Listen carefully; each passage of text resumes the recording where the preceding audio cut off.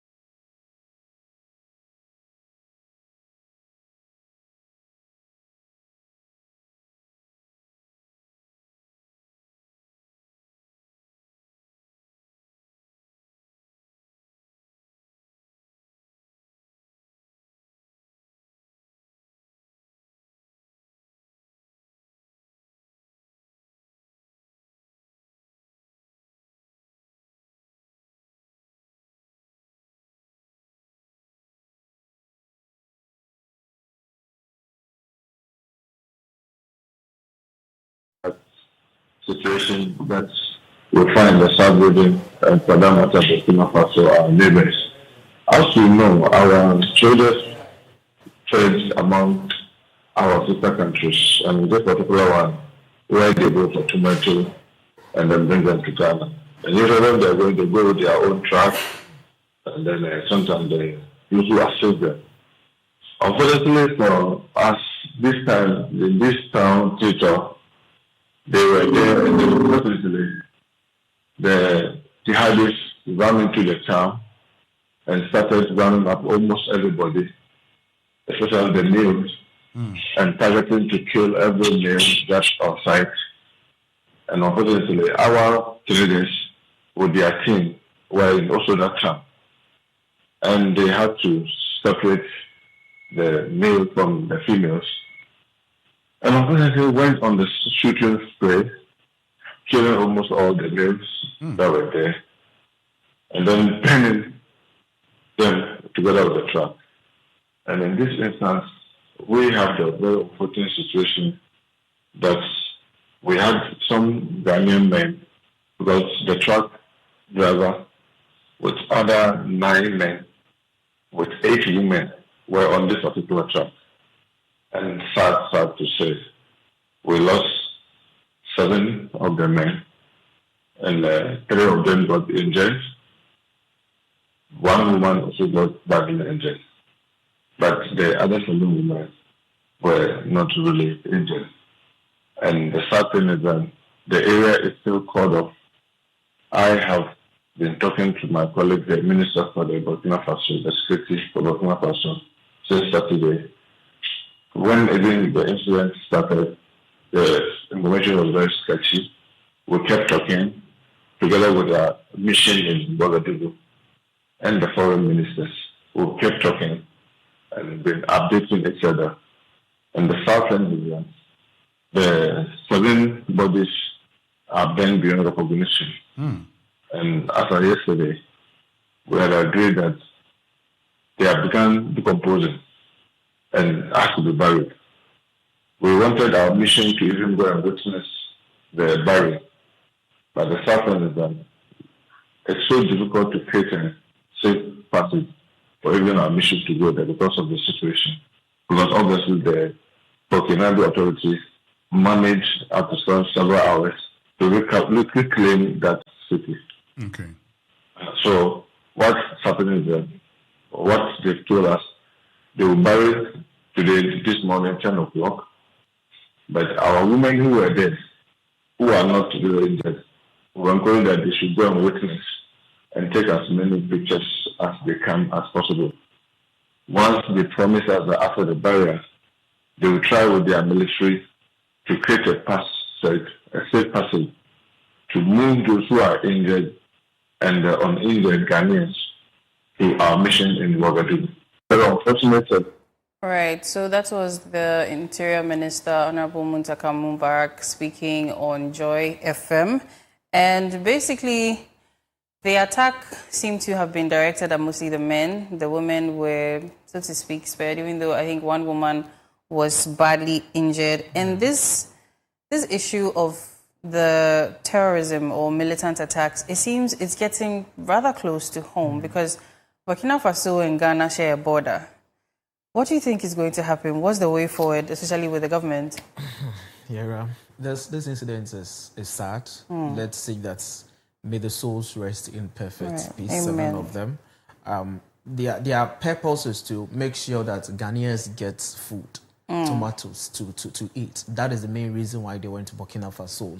And because of the relationship Ghana has with Burkina Faso in terms of trade, especially in tomatoes. So this has been something normal for traders of such nature to engage. But unfortunately that we have such an experience. You see, Burkina Faso is actually experiencing some instability in terms of security because of the military coup that happened some time ago, 2 years ago, and still it's still going on over there. So there's some kind of instability already at Burkina.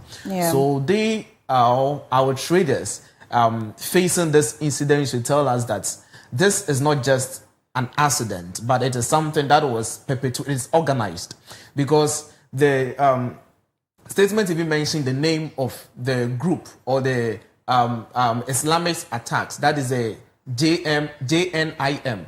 That's the name of the group that attacked the traders. So you could say that they are not just an ordinary people. They are known for that. So it is an organized thing that was being done onto the traders. But let me just speak it from this angle of the economic impact that Ghanaians would be experiencing as a result of this incident. One year, when traders realize that they are no more safe in traveling to Burkina Faso, what happens is that they will not go. Yeah. They will not go. And we know that Burkina Faso is where we get the tomatoes from. So if they are not going to Burkina Faso for tomatoes, this means there's going to be shortage of tomatoes in the country. And whenever there is shortage, that is what we call demand and supply.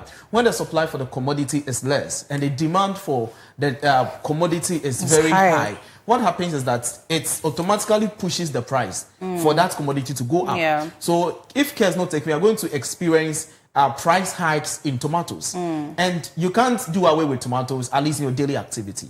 At least a day or two, you should eat tomatoes. Tomatoes should be part of your daily meal. Be it stew, whatever you think, there should be tomato. Exactly, there should be tomatoes in it. So meaning that there's going to be price hikes in tomatoes. And when there is price hikes in tomatoes, what is going to happen is that there's going to be inflation. And now we have good economic indicators in terms of inflation. That is 3.8% that we speak.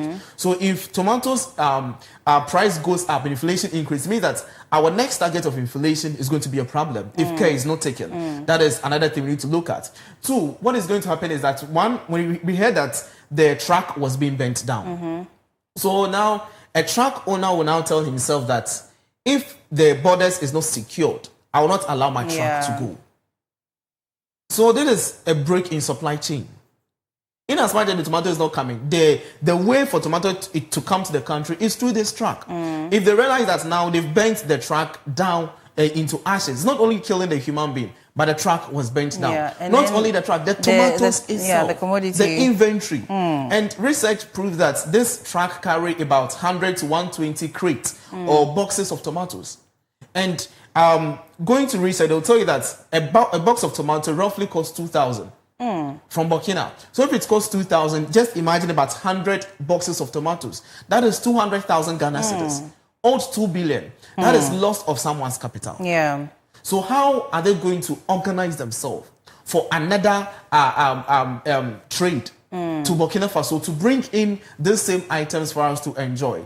So we have economic impact some years ahead of us that if the country does not really take the necessary steps, we are going to suffer. And what is the way to go in terms of economics? We are in a country where I think that Greek ministry needs to pay critical attention to our farm product, our farm input, because we should be able to pay attention to, for example, the northern sector, concentrate on irrigation, whereby we could get water to be able to water this kind of vegetables, even if in the dry season we are not getting water. So the irrigation in the northern part is something we need to look at so that we can get tomatoes in abundance. When it comes to the southern parts, people enter into cultivation of tomatoes.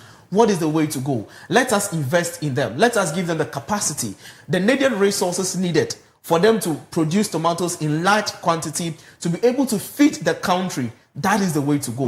That is what we are supposed to now discuss.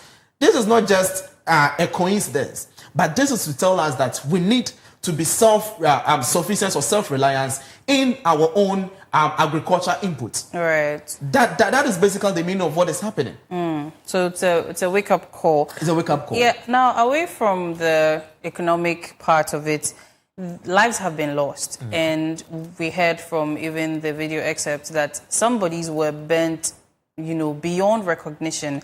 So at this point, what is Ghana going to do about, or what are the people, even the stakeholders involved, going to do about identifying these people and then also notifying their families that, this person, ABC, who is your relative, went in there to, conduct some trade and has tragically lost their lives? What do you think we can do about that? And then also our relationship with Burkina Faso, considering the fact that the security issue, instability there, what are we also going to try to do in terms of keeping that instability out of Ghana?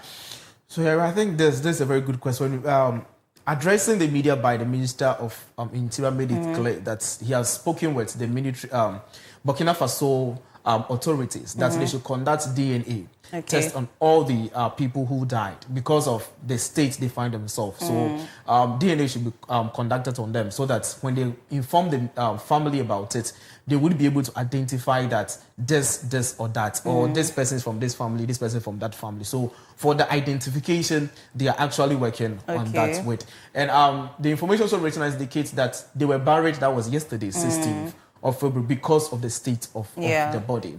Yeah, what is the way to go? The way to go is that our borders need to wake up. They need to wake up. And also they need to be this kind of communication that will exist between Burkina Faso and Ghana in terms of security leads. For example, when they realize that there is some insecurity happening in the northern part, the northern border, they should be able to communicate to the traders, to the people who are going to travel at that point in time, that the borders is not safe. So let us hold on, don't move at this point in time. So I think that kind of communication is what is needed now. But it should be collaboration with the Burkina Faso authorities and that of Ghana moving forward. Because if that is not done, then traders will now fear of going again into the next year, or let's say the next trade. That is the way to go, actually. All right. So wrapping up quickly, what are some of the, safety measures you think traders can, start, undertaking in order to prevent some of these things? Because it seems that we don't usually pay attention to a lot of news to know that, okay, this country is politically unstable or security-wise there's some sort of instability. So this is not a good time for you to go there to conduct any kind of trade. What do you think the traders can also do for safety measures? So I think traders should take critical, they should pay attention to earlier warning signs. Sometimes, as you are saying, news from the various news agencies and TV stations would give you the lead that this is happening. So you are supposed to move, or you're not supposed to go there. Right. So traders are supposed to pay attention to warnings or communications from these various agencies too. Traders need to be in communication with the borders or the Ministry of Interior so that they can give them any kind of warnings as we are talking about. So that before you get to the border of Ghana at the Burkina Faso border at the northern part, they should be able to tell you that, we have gotten intelligence that in the next day, in the next 2 days, this is going to happen. So you're not supposed to move. You're supposed to hold on. Right. And you see, it's not. It can't be possible that traders would also have their own security personnel. They can't afford it. So it means that it is the work of the Minister of Interior to make sure that people who move out of Ghana are safe until they get to wherever they are going and until they come back to the States. I think that's what you are supposed to do. Okay, so we need to pay critical attention to our news, try to find out more information before we take any steps. Then also, I think we can intensify the patrols at the borders, especially in a country like Burkina Faso. Like you mentioned, there was a coup just a few years ago. If there is instability there and we are aware of it, that things have not settled, then we need to make sure to protect ourselves from here. Because the last time, I think we heard that there was a militant attack in Nigeria, or it's been happening often. And yes, between Nigeria and Ghana, there are about 2 countries, but that does not mean that it is so far-fetched. We even heard there was something going on in Benin at a point when, some of us were traveling to Nigeria for the Shiloh conference and all that. So with this case, it means that we need to intensify everything, because like they say in the Proverbs that when somebody's beard is burning, you fetch water and put by your own. So let's keep that in mind. And, this is a call to our security services to intensify our protection and security across all borders. And all too soon, this segment has come to an end. Up next is the lifestyle segment, and this is about compromise without losing yourself. Call a friend, text a friend, and join in here.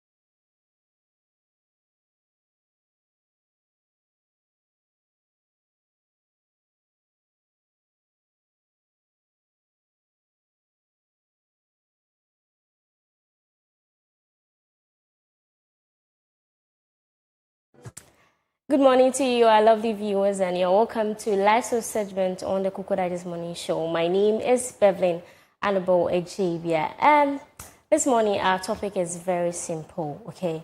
Have you ever been in a situation or a relationship and it gets to a time you just have to, look into the mirror and then ask yourself, is this really me? Because you realize that you are not doing certain things that you used to do. You are not dressing a certain way which you used to do just because you have to compromise. So this morning our topic is, or our question is just simple. Can you compromise in a relationship without losing yourself?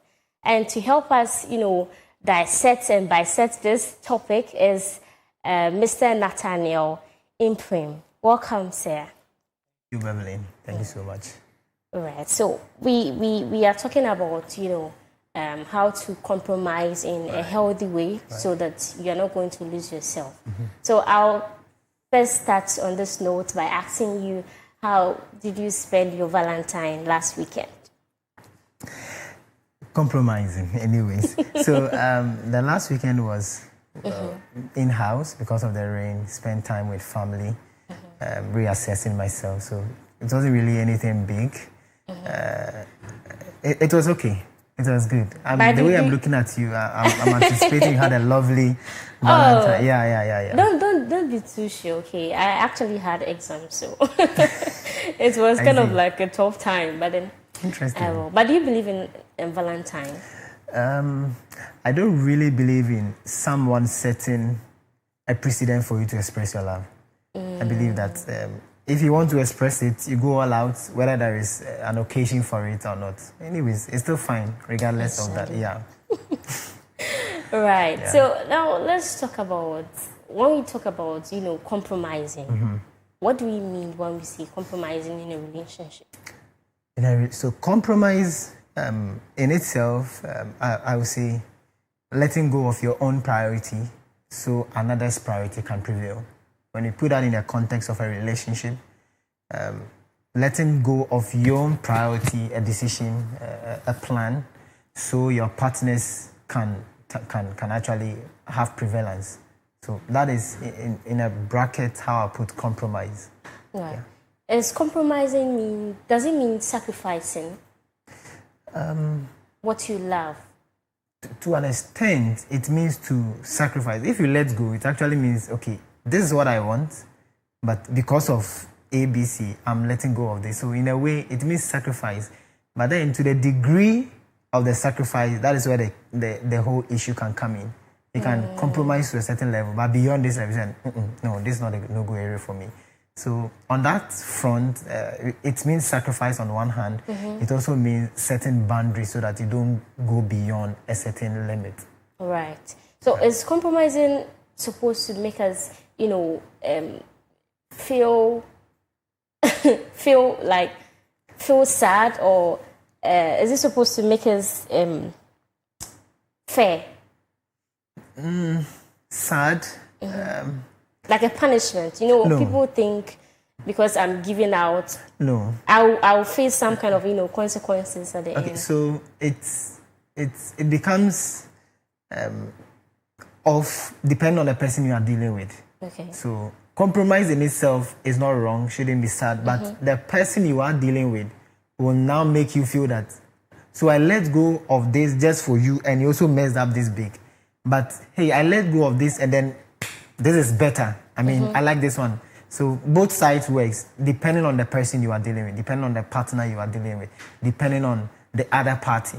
So if, let's say, so this Valentine, for example, you wanted to go out, then the partner said, no, we shouldn't go out. And be like, you shouldn't go out and do what? Then the following week, something massive, I'd be like, I like this kind of this. So next Valentine, I'm not going out, because you anticipate that the coming week, something better could happen. So on that front... But, people feel like compromising means like suffering in silence, because you actually want something, okay?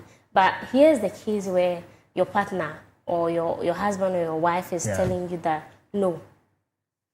So, again, it's not suffering in silence. Your partner is in view. The partner, the one you are dealing with, makes the your emotion viable or irrelevant. So what can let me use a phone as an example. Okay. For instance, iPhone 12 came in and you wanted it so badly, and your partner said no. That instant you feel off, only for you to realize 2 weeks on the following week you are 14. Right. So be like, okay, next time when 14 comes, I'm not going to push so hard because this guy I'm dealing with or this lady I'm dealing with has my good intentions at heart. So I let go of one thing and surely he's going to make it up for me. Okay. So at what point does compromising stop being healthy and start becoming, self-lost? Because you realize that sometimes people are in relationships. Right. You're about to go out. Probably your partner doesn't even like what you're wearing. Yeah. Then it's like that's yourself. That's your style. Yeah. Okay. And your partner tells you that, oh, baby, listen, you're wearing, I'm not so comfortable with. But deep down in your heart, you know that this is the particular dress that I want to take out. Right. So, why don't you want it? Let's be honest. Let's be clear. We are not fighting. I mean, we want to build something together. Exactly. So, and it's not going to be only me. Your need also has to come in place. Why don't you want me to wear this one? Why do you also want to wear this one? What is actually the fundamental, what is the underlying reason for you to say no to this or to say yes to that? So when that is known, it becomes easier. You'll be able to say, okay, I really want this, but looking at where I'm building to or the person I'm dealing with, it's not going to be suitable for this long-term relationship. Exactly. Yeah. So we have to have a conversation, an honest conversation for that matter. If you are lying to ourselves, it's not going to be productive for either of us. It's going to be, a war zone all the time. So why don't you want me to wear this one? Why do you want me to wear this one? Why are you insisting on wearing this particular dress? So when we know the reason, it becomes easier. I think I'll put it on answer. When the actual reason is settled on both sides, then it becomes a viable ground to either compromise or still hold your grounds. Right. So at what point do you realize when you're compromising for peace? Because someone doesn't want any argument. Okay. Yeah. Just because you say you're going out, because you know that your partner would say, I don't want this dress. So because in your heart you don't want the fight or the argument, you just say, let me just go with what my partner is saying. And that is terrible. Once you get to that point where you say, because I know my partner will say this, let me just go with this. Then you are gradually losing yourself. Because we need to have the conversation. You can't totally abandon yourself for the happiness of another. You're also, important. So we need to have the conversation. And one of the things I've personally come to realize is that a lot of young folks avoid difficult conversations. They avoid those critical and for instance, if you are planning to marry, that is a long time to avoid that conversation. Sooner or later, it is going to blast out. So the earlier we address it, the better for all of us. I don't like this, you like it. Can we find a common ground? No, then let's part our ways. As easy as that. So I don't invest too much. You also don't invest too much. You feel I've wasted your time. So we need to have the conversation. We really, really, really need to have the conversation about why this is productive, why this is not productive. Once we avoid those critical and hard conversations, it's like a ticking time bomb. Sooner or later, it is going to explode. And we need to have it. So if you are going to be like, because my partner is not going to be happy, let me just go by this. Sooner, you are going to start having resentment in your heart. And you will not find a reason for it because it has built up over a long period of time. Yeah. The conversations need to be had. Yeah. The difficult conversations. So, Pastor, what are some of the ways people in relationships can compromise without losing their individual self? Well, so the long-term view comes to mind. The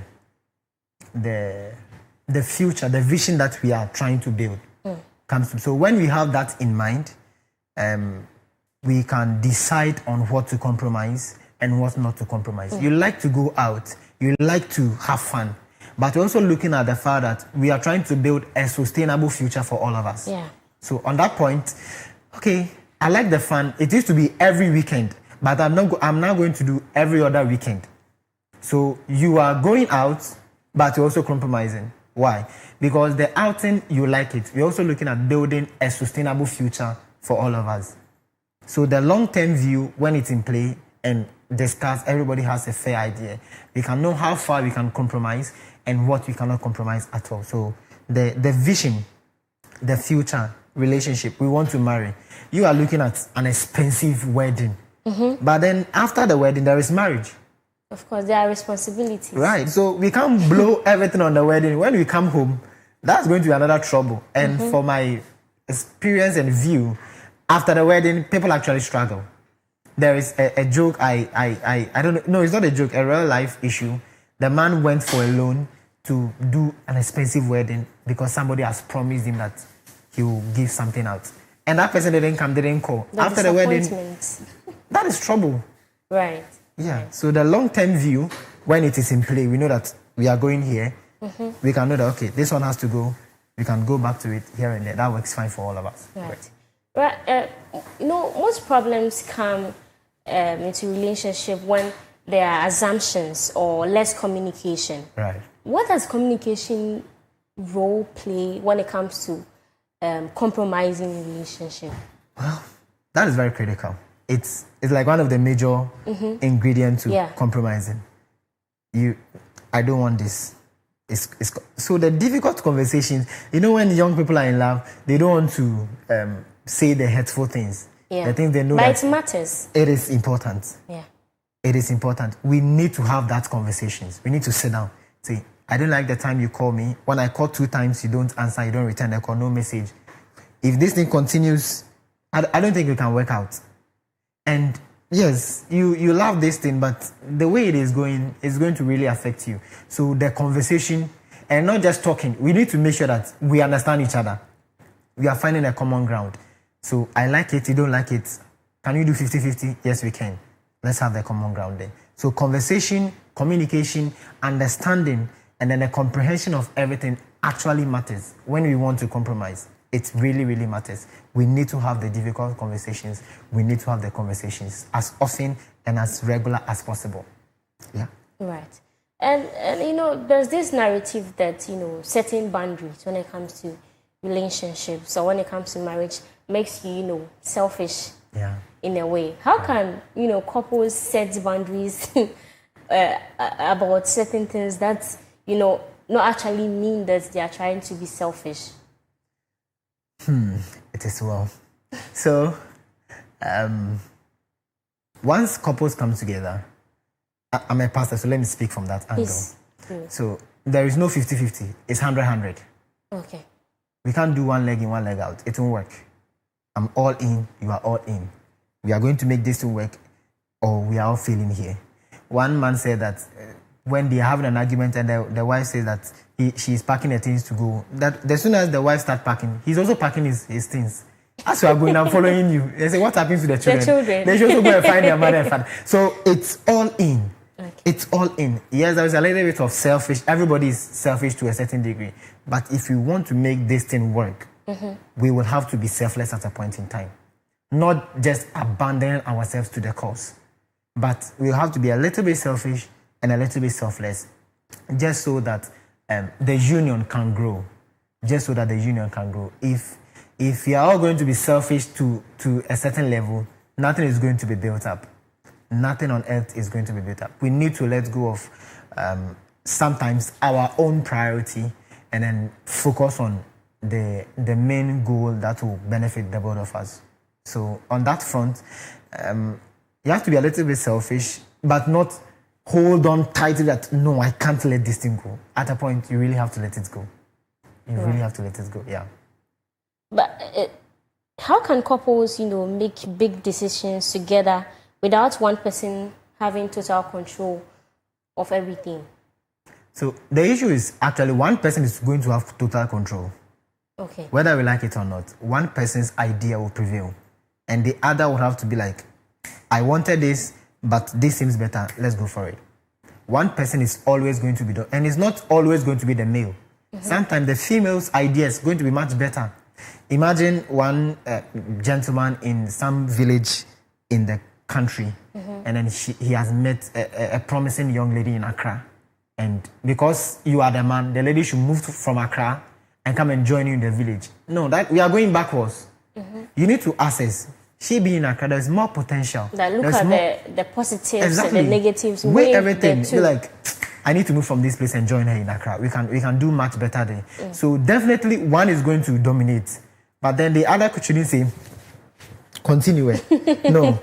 Once idea works out, we are all going in. So that's why I said, it's us. We'll have to let go at a point in time. Your idea is better.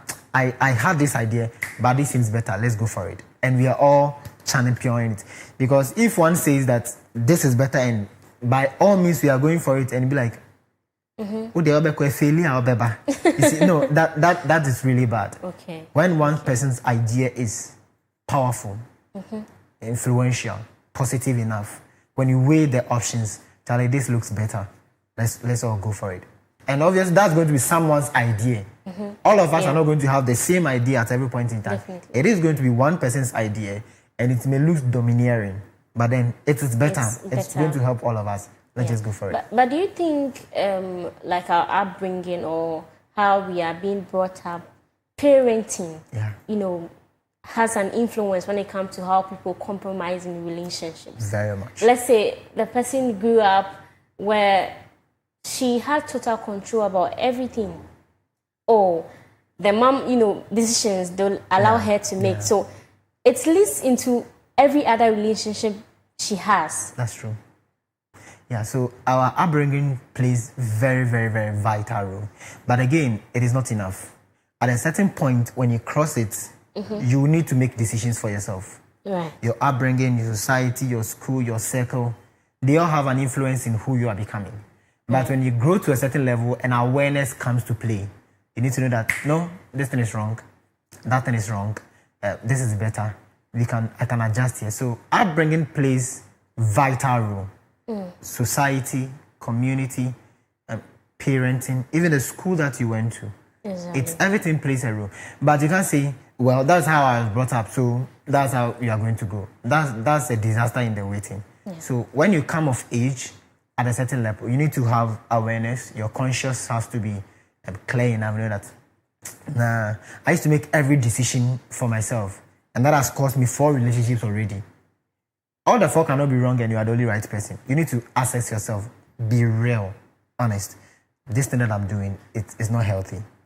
That's how I was brought up, but it's not healthy. I'm going to work on it and then work towards it. So true, everything. The classic example is almost the natural default of every Ghanaian is to be late. The natural defect.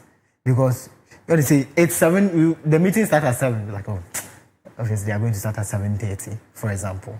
But then, as you are growing and you want to enter into international waters, you have to kill that lateness. When it's 7, you should be there by 7. When it's 8, you should be there by 8.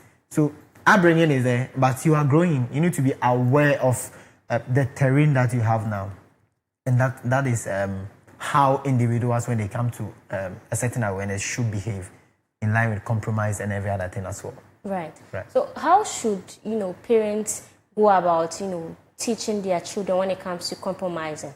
Because there are some kids that only you walk your kid to the supermarket and then she says she wants this toy, and then there are some of the kids, like, they'll cry their hearts out if you don't get them that particular toy, and then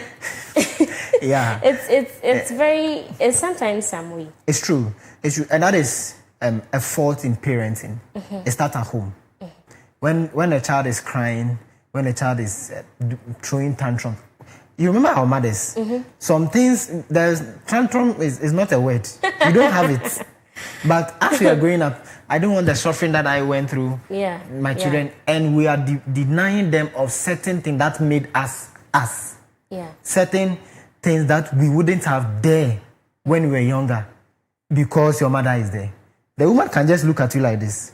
And you just know your left from your right. Our African mothers, their eyes are weapons. Are you now saying that we should sometimes allow, our parents to, train our No. So kids? not allow them, because very soon they will exit the scene. Yeah. We will have to instill that ourselves. Okay. If the child is able to do that at the supermarket, chances are that it has failed at home.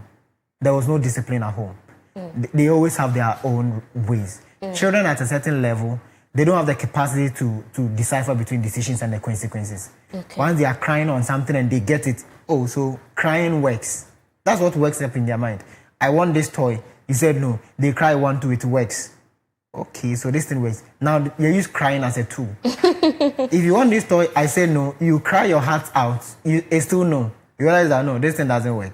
Whether I cry out and then so the discipline that we received when we were younger, it made us. It made us strong. It made us be able to wait a bit before it gets to our turn. But as people are growing up, I don't want the suffering that they went through, their children to go through, and they deny them of those responsibilities and disciplines, and then it plays out. It plays out in family, it plays out in churches, in ministries, everywhere. The discipline has to be at home.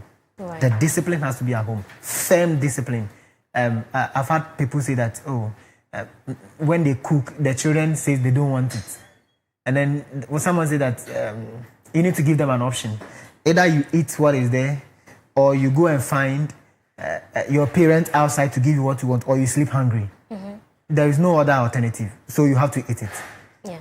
But then, so much of compromising too can lead to, one losing himself or herself. Because you build some kind of resentment. So let's say that, maybe your husband has been out of job for some time. And let's say the woman has to, take over. I remember that you saying that it has to be 100-100. But then, in relationship, there are shared rules, okay? There are shared rules. Yeah. In as much as we say that it has to be 50-50, we know. Yeah. Okay, that's what we have come to meet. So, in this situation, the woman takes up the responsibility of, taking care of the home for a longer period of time. It will get to a time, we are all humans. That's true. And the woman will kind of build some kind of resentment towards the partner. Because to her, we are supposed to help each other. Yeah. I know you were helping, but it gets to a point where it's like everything, you're not even helping, you're home, sitting down, watching TV, not even making effort. Great. So in this situation, such a person, how are you, able to advise her to keep compromising, even when it feels like she's losing her identity in the marriage? Yeah. So that becomes trying. It's like a trying time. Okay. And I like what he said, that you are just sitting at home, not even trying, not showing any effort. So you are out of work does not mean you cannot contribute. A trying man is always better. A trying partner is always better. You see the energy he's putting into securing something better. He tells you, I know I've been out of work and I see what you are doing. You are holding a family. I really appreciate it. It means a lot to me. But just keep on holding for a while. I'm still pushing. I'm believing God. I'm going to relieve you of all this duty, and all the baby treatment that you've been anticipating is going to come. That conversation alone gives you like, Charlie, the guy, he's watching. He's not just relaxed and then sitting at home. He sees that I'm doing it, and he's also out trying to. That settles the whole thing. Because when sacrifice does not meet pleasure or joy, it becomes offensive. Right. When I sacrifice too much and I don't see the effect or the result of the sacrifice, I don't see any joy, any pleasure that comes from the sacrifice, it becomes offensive. Exactly. So I'm holding everything, myself, yourself, the family, everything. And when I come home, you are still expecting me to cook. You are still in the house, nothing. Doing nothing to help. So, when you're at work, I apply for this job. I'm just praying that an interview comes in. When you see an offer on this side, kindly send it to me. This is my CV. Check it out for me if it's better. And I'm praying I'm believing God. I spoke to this friend of mine. There is this job. So that conversation, it shows that he's trying. He's trying to get back to his feet. And when that comes in play, the lady knows that sooner or later things are going to get better. There's that peace, that settlement, that comfort that comes that. He has not just abandoned the whole thing on me. See, so it goes on both sides too. When the guy is also trying and the lady is just relaxed and just finishing everything, it becomes offensive. Once we are all building together, we know that we are building together. trying times will come, difficult times will come, but we are building together. You are compromising some benefit that used to come your way when I was working. Now you need to strip those things off and then put those ones into the family building or all of us together. I see everything you are doing. You also see my effort. You also see that I'm pushing, I'm trying, I'm really, really coming out. And then it works out for everyone. So a trying partner in times of difficulty is best than a just lazy one relaxing and then not doing anything. Yeah. Right. So, Mr. Nathaniel, if there's someone, watching you at this point right now, disappearing in love, that's what the person thinks. What message do you have for such a person? Really analyze everything. Be honest with yourself. Analyze the relationship. Emotions alone is not enough. There should be tangible proofs, decisions, steps. So if you think you are over-compromising and the result is actually not coming through, analyze the relationship. Be honest with yourself. I've had people say that, but I've been in this relationship for too long, I can't start again. But if you compare your life being 25 and expecting to live to 75, you can't use 25 to justify the remaining 50, 40 years. It's invalid. Yeah. You can scrub off 25 and then start afresh. So you've been in it for long, it's not working, does not mean keep staying in there. Right. Be real, analyze, consult your partner, let's have an honest conversation, and then let's know our way forward. Yeah. So people should be ready to start all over again. You should be ready to start all over again. Because the thing is 100-100. And the difficult things to pull out of relationship is emotion. You can pull your finances, you can pull your help, but once you are invested, your emotions are in. It's troubling. So, and the unfortunate part is women are the vulnerable at this side. They invest their emotions quicker, and it's almost always difficult to pull out.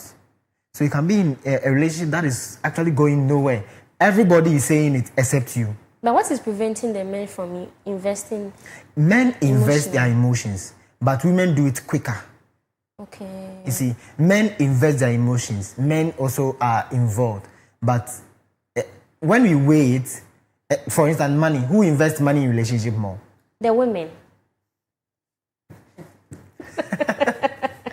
Right. So, exactly. So, investing emotions into relationship is key. It should be the last thing either partner should do when we know that this thing is what we want.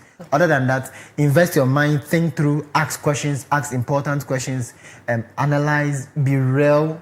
Be real, be real. I see a lot of young people are not real when it comes to relationship. There's a certain fantasy, there's a certain assumption, certain ideology that is unreal. It doesn't happen. So have a real conversation. If you think you are compromising too much, just find yourself again. Right. There are a lot of people who are extroverts and the relationship has made them introverts.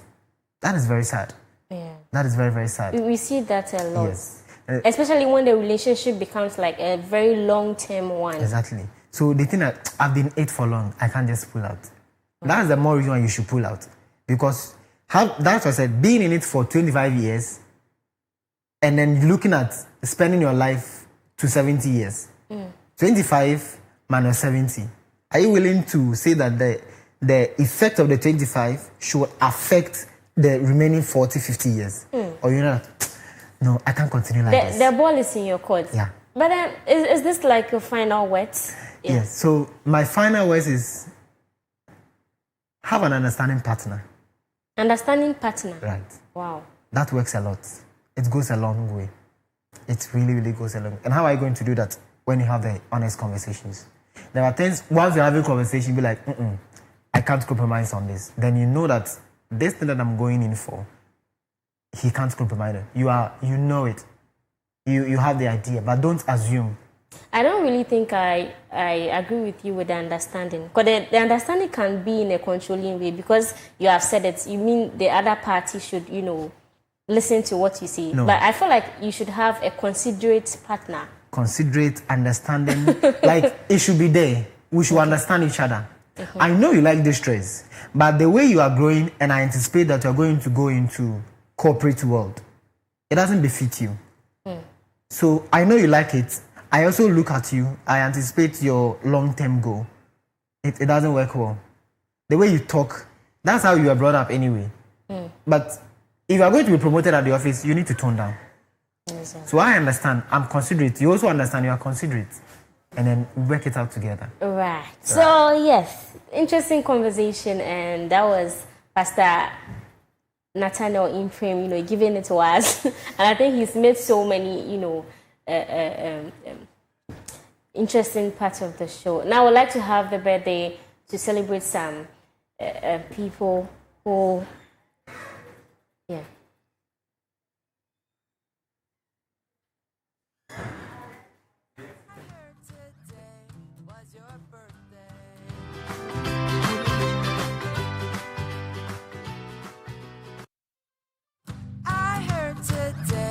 Was your birthday?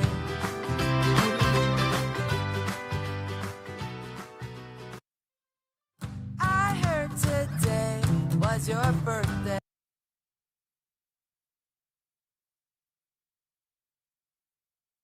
To Alfred Ajete Ajay, and he's saying warmest birthday wishes to our Secretary General Alfred Ajete Ajay. May God bless you with the greater opportunities and success. Your care for others is truly inspiring. May blessings overflow in your life.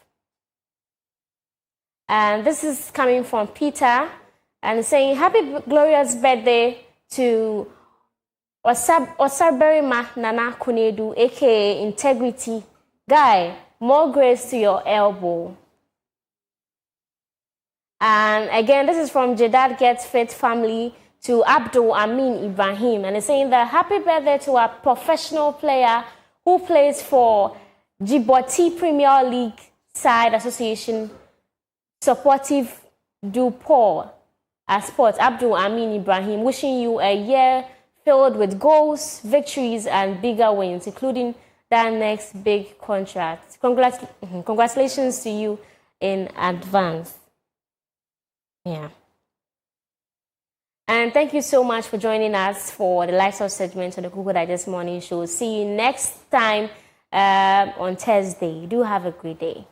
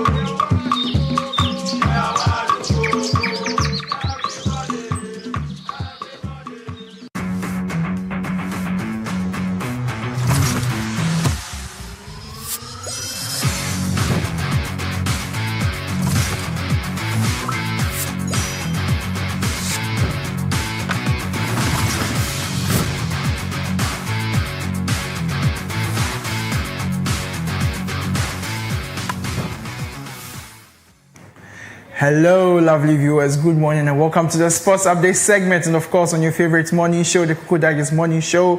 Here we bring you nothing but the best in the world of sports, and we are covering all the action, both local and international. Today is quite a sad day for me, but then of course we have to do what we have to do.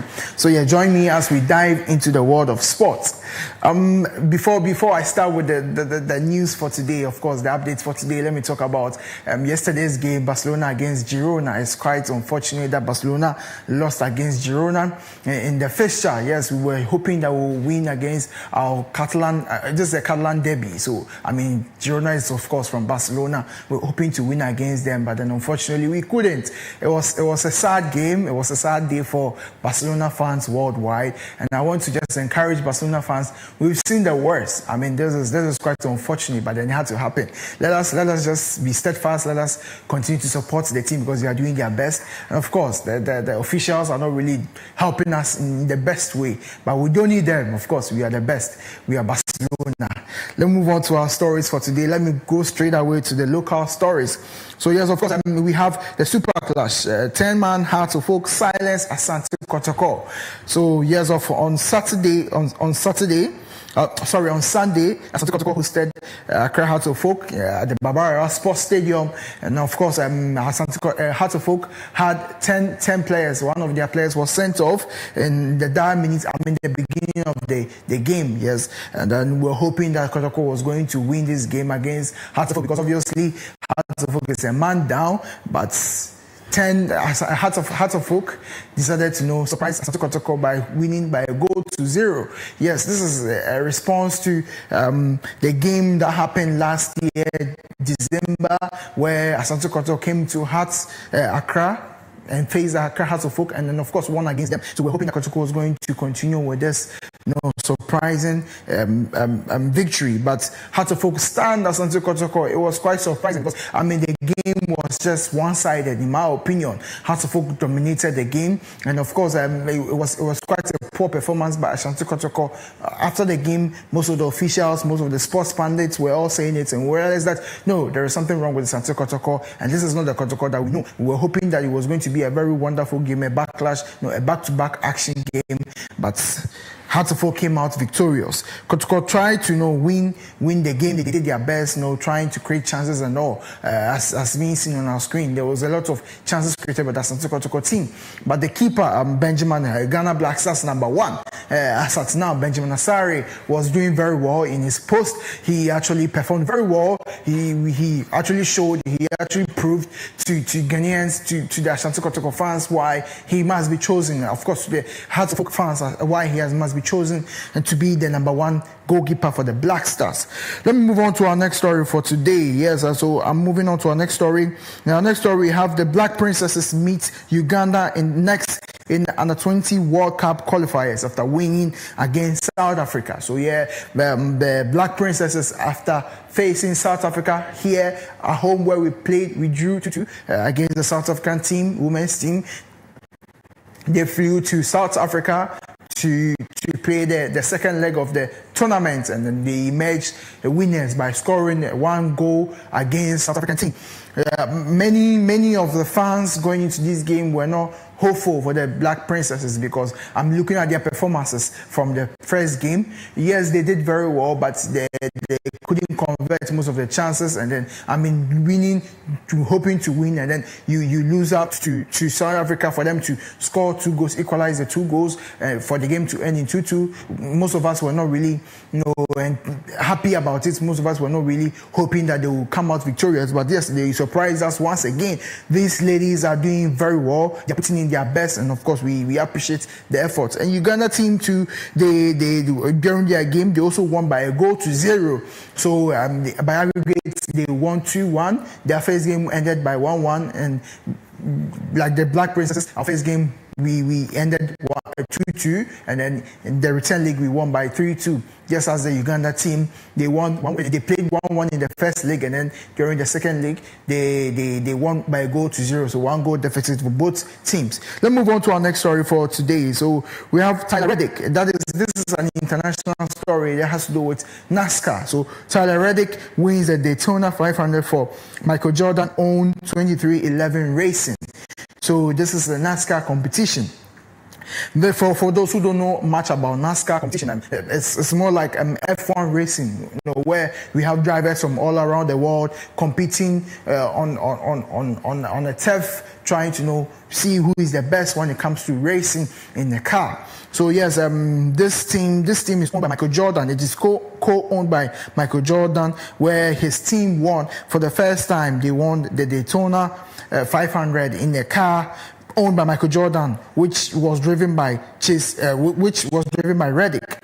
It was quite competitive. It was quite tough because in the dire minutes of the competition, when the competition was about to end, Reddick was being chased by Elliott,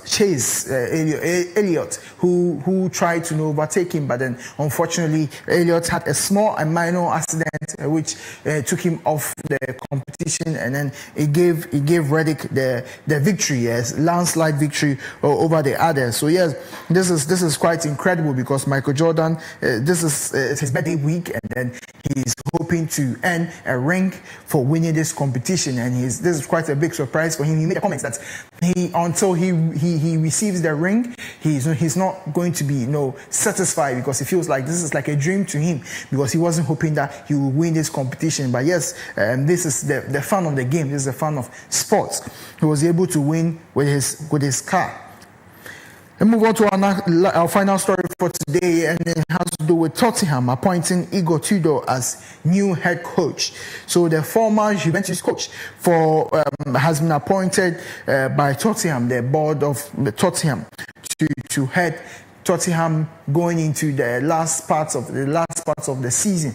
Yes, Tottenham is sitting 5 points above the relegation zone, and fortunately they've qualified for the round of 16 in the Champions League, so they are quite comfortable over there. But when it comes to the domestic league, that is the EPL, they are 5 points ahead of the relegation zone. So we are hoping that Igor Tudor is able to do something incredible by lifting them up from that stage of on the table back into probably the top 4, top 5, top 6. At least if they can't enter the Champions League season, they can at least go for Conference League or Europa League. So yes, we know Tottenham is supposed to be one of the best teams, one of the significant teams when we are talking about good teams in England. Unfortunately, due to injuries and then bad tactical plays by their coach and then the management, and of course the players, they are trailing very badly, and then hopefully the coach was sent off. The coach was laid off last week, and then a new coach has been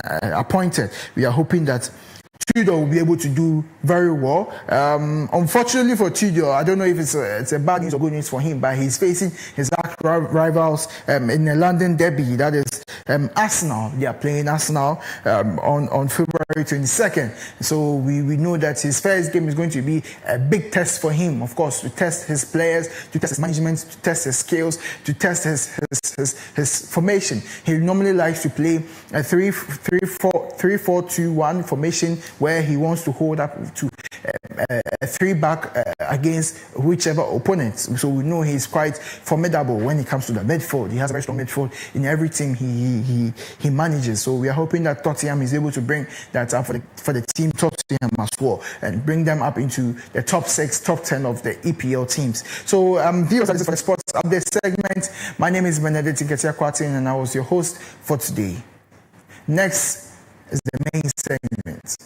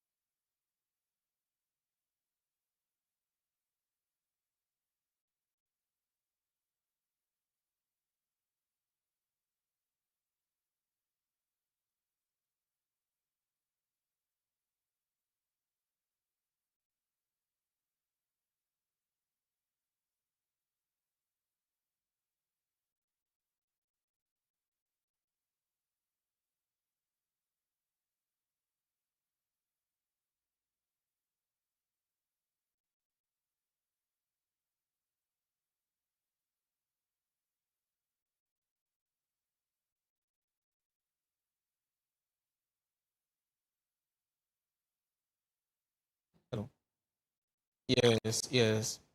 Yeah, I can hear you.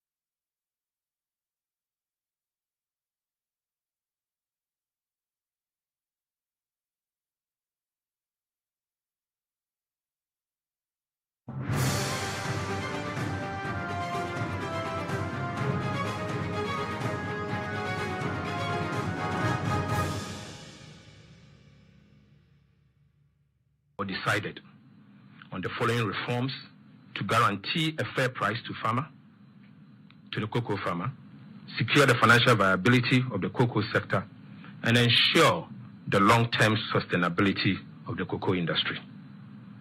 To bring relief to unpaid cocoa farmers, Cabinet has accordingly directed the Ghana Cocoa Board to commence immediate repayment of all affected cocoa farmers. 2. A new Cocoa Board bill will be presented to Parliament to implement an automatic adjustment of producer price to align with movement in the world market price, exchange rate, and other key variables, and guarantees a minimum of 70% of gross FOB price to be paid to the cocoa farmer. A new financing model for cocoa purchases and related operations with associated benefit for increased processing will be introduced effective 2026-2027 crop season. The current financing model was invented as a necessity after the syndicated loan failed after 32 years of successful implementation, and it was proven not to be sustainable. In fact, it has proven not to be sustainable. The financing model is entirely dependent on the buyer's willingness to bear the financing costs and to pre-finance the purchase of cocoa. The key motivation for buyers in the previous season was the rollover contract priced at a rate of $2,661 per metric ton, when the existing market price were above $8,000 per metric ton. Once the gap between the rollover contract and the market price closes, and the majority of the rollover contracts are serviced, the buyer will not be willing to pre-finance the purchase of cocoa crop.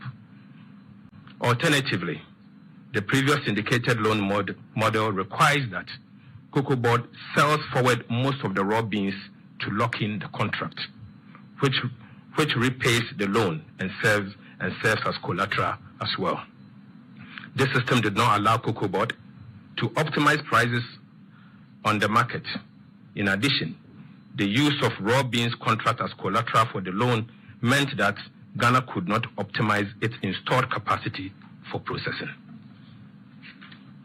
The new financing model will utilize domestic cocoa beans to purchase cocoa. The new financing model will utilize domestic cocoa bonds to purchase cocoa and repay the cocoa proceeds within each crop year.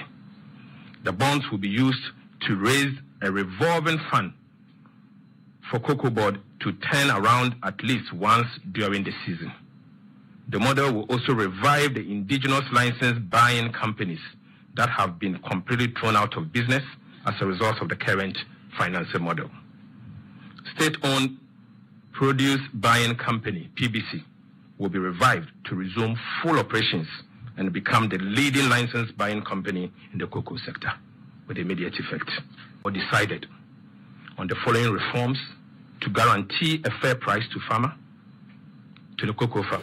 Good morning. Today, welcome to the Business Update segment, and we'll be discussing the cocoa sector reforms as the Minister of Finance made us known in a press briefing that was last week, and our cabinet had an emergency meeting in relation to what is really happening in the cocoa industry. Someone will say that this is not really my focus, or this is not really my area because I'm not a farmer or I'm not a part of the LBC. But the reason why we all need to talk about this incident is just because cocoa is one of the major exports of Ghana, and it contributes largely to our international reserve.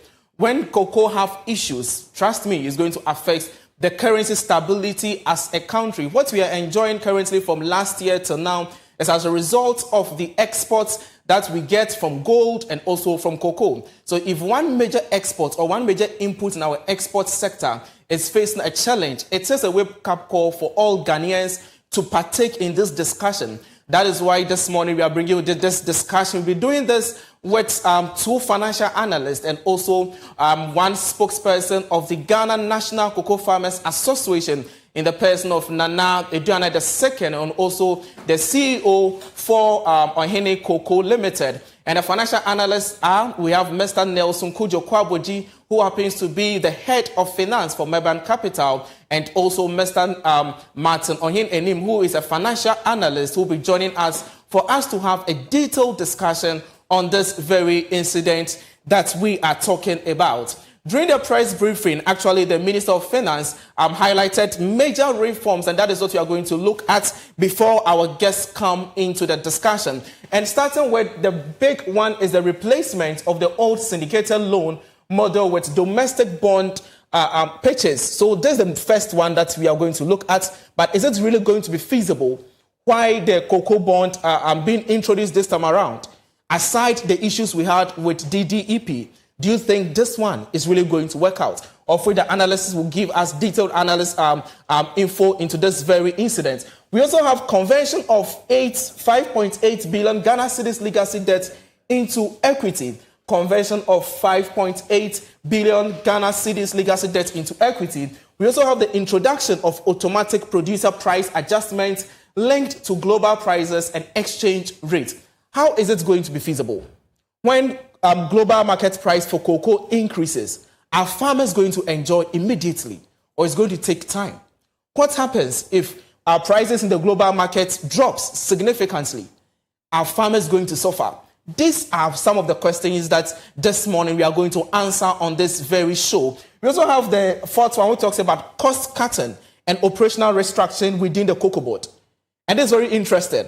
And we'll give you a revelation as we received just this morning from Koko board, a steps that they've taken in terms of the cost cutting as we are talking about. The next one is about immediate payment of all outstanding arrears owed to cocoa farmers. Cabinet actually issued a statement to Koko board that they should pay cocoa farmers all what they owe them. The next one is guarantee of a minimum producer price. Cote d'Ivoire is doing this. Ghana, are we really going to do this? And if you are doing that, what happens if government is unable to meet the guaranteed minimum producer price? We also have what we call the permission for Koko board to sell any volume of beans to local processors. What was happening previously?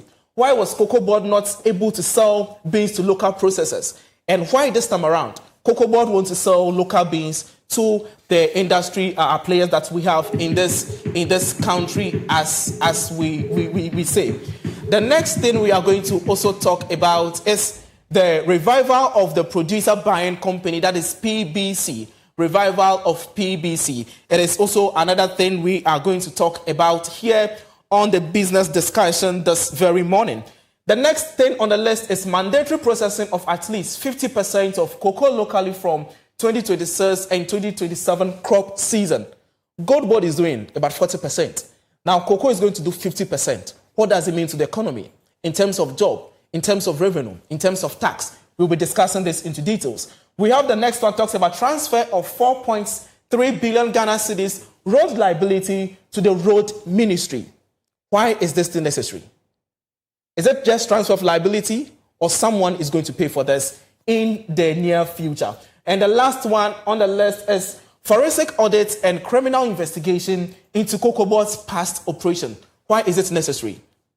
So this and many more are the issues we'll be discussing here on the show. But before we delve deeper onto the graphics on the screen, I just want to get the thoughts of Nana Eduana II, who happens to be the spokesperson for Ghana National Association for Cocoa Farmers and also the CEO for Ohene Cocoa Limited. Good morning, sir, and welcome to Clock TV. Okay, I think we'll reconnect to Nana Eduana shortly. But before then, I have in studio with me Mr. Martin Ohene, who is a financial analyst and who's going to give us all the details when it comes to finances. It's especially when it comes to syndicated loan, moving from that one to Koko bond, bonds, and also moving from the transferring 4.35 billion road liability to the Ministry of Roads. What does it really mean? And the 5.8 billion debt also they're going to Bank of Ghana. What does it mean? So before we come delve into discussion, when you heard about the reform the cocoa sector, what actually came in mind? Yeah, thank you once again for having me, Clement, and good morning to your viewers. It's been a long time, but always a pleasure to be with the team discussing things that are critical to our nation and the economy. So it's always a privilege and honor to be here. Definitely, the issues that are with the cocoa sector are germane, very legacy issues that are a critical sector like that as a country, which should underpin our economic transformation and bringing, contributing lively to the good of the people. With these strategic assets or strategic institutions that we have, unfortunately, have not been able to turn out the kind of fortunes that we are expecting to see. Among many things that have caused this is one, some mismanagement, gross mismanagement on the part of the management, and we have governance issues. Okay. Another thing that has caused, you see, this is a technical area, and sometimes the people that run it, there is mismatch between what the expectation in terms of the expertise that are needed to run this institution and deliver the mandate that they are supposed to achieve. Another thing you are saying is a drift in policy. The Cocoa Board by policy is to support the agribusiness, ensure as part of the value chain, contribute to our export drive, and also help us earn enough foreign exchange to support the demand for foreign and help to stabilize the exchange rate. So it's a policy institution, right? But you see a drift from another reason why we have the challenge with the institution is a drift from its policy mandate into quasi-fiscal expenditure. Okay. When we say quasi-fiscal expenditure, expenditures that are supposed to be incurred by the fiscal authority, such as roads. Okay. A policy institution like Koko Board is not mandated and have not built a technical expertise to engage in roads, right? Because so we have Koko roads. Yeah, we have Koko roads. So that is the reason why we are talking about a 4.35 billion liability to the road ministry, because it is a liability that is not supposed to sit on the books of a policy institution like Koko Board. Okay. Their mandate is not to build roads. It's a fiscal authority, it's a central government decision to provide roads to every sector of the economy. It doesn't matter their cocoa areas, to the extent that that's why we pay taxes to the central government to provide the needed roads that to support production and economic activities, right? And cocoa sector is not an exception to that rule, right? So does it mean that moving forward, if Koko Board wants to construct cocoa roads, yes, IMF. I've been in a lot of meetings with IMF and World Bank. That's why this recommendation is one of them that both the central government and IMF have recommended as part of the IMF ECF program that we are on. That we see some fiscal risk coming from SOEs that are posing threats to our sovereignty as a country and our fiscal situation. So one of the ways to correct the ills in Koko Board is to transfer this road liability that is on them, because they have to pay and they don't have the financial muscle to be able to handle this kind of thing. So this recommendation is to ease up that, and we that originally central government was supposed to spend this money, but due to the kind of mismanagement on the part of, they have assumed obligations that are not within the policy mandate for which the Koko Board was formed for. So it's a good strategy to do. Another thing. Before you go, does it mean that Ministry of Roads will now be liable to this? Yes, the Ministry of Roads will be liable to pay, but effectively, you and I have to pay. Use the taxes that go to government to pay. It doesn't matter because at the end of the day, if Koko Board is serving as a country, as citizens, right? So if Koko Board is supposed to pay, or the central government is supposed to pay, it's the same thing effectively. But what has happened is that there may be some mismanagement on the part of that side, issuing and many of the things they issue to cronies, related party people who have not built capacity in those areas. The likes of Untumi have earned contracts in this kind of arrangement, and that is very, very bad on the part of us. And those are the reasons why we see these liabilities over them. So definitely, so there's some fiscal expenditures like the road, which was not the policy mandate of Koko Board. Now those are moving back to the fiscal authority, and it's a good reform for sustainability. Now another thing that has been a challenge is the challenge with the trading of the cocoa beans, right? There are two models: either you do sports pricing or you do forward pricing, right? They all have advantages and disadvantages. The reason why we see the challenge we're having right now with the deficit that arose, and they need to reduce the price that is supposed to be paid to the cocoa farmers from a little at 3,000 to 2,500. The reason being that, you see, at the initial time when those declarations were made, the international market price were very high. Now Koko Board trading methodology is more of a spot price. Now spot pricing means that you trade at the price ruling at the time, right? So if the price was, if you have about 800,000 metric tons of cocoa beans, right, and you price some at say 11,000, and the price come down to 8 or 4,000. So far as you have given a fixed farm gate prices to the farmers, they are not concerned about whether the prices have fallen. Because I get the point. They will still have to give. They still have to be paid their farm gate prices, and that has been a challenge. So then now, what is the strategy now? There's a guaranteed minimum fixed price that will be given to them. However, whatever price that will be paid to them will be dependent on the conditions that are happening in the international market. So they will produce a price adjustment in that regard. Okay, sir. Thank you very much for that. Viewers, don't go anywhere. Just stick and stay with us. I want to connect the two guests, but I want us to go for a short break. And when we come back, we will just have a detailed discussion to this very much. So don't go anywhere. Just stay right here with us.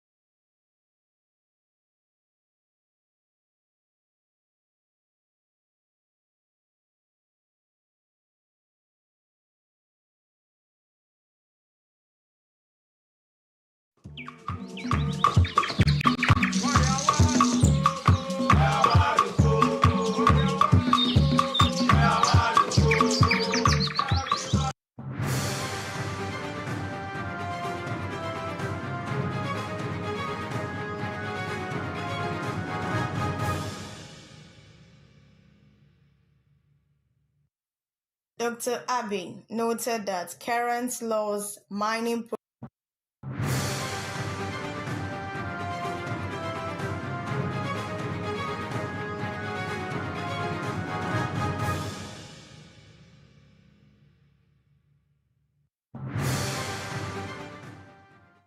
Thank you for staying with us. And this has been a discussion on the cocoa sector, especially there's a reform being announced by the Minister of Finance, and that's what we are discussing. We are going to ask the question that, is it really going to put money in the pocket of farmers, or is it just one of the reforms or policy that we've had in the country?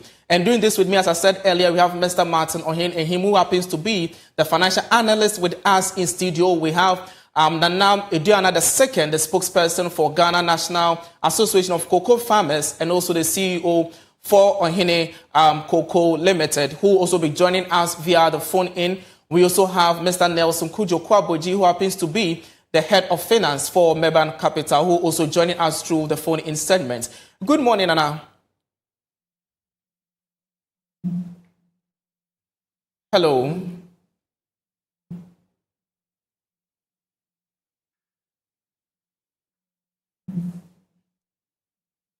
Hello.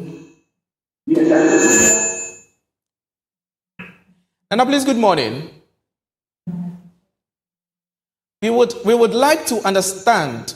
We would like to understand from your perspective as a spokesperson for Ghana National Association of Cocoa Farmers, that what does it really mean? The reform that was being announced by the Minister of Finance, how do you welcome it? Is it the way to go, or you see it to be one of the policies?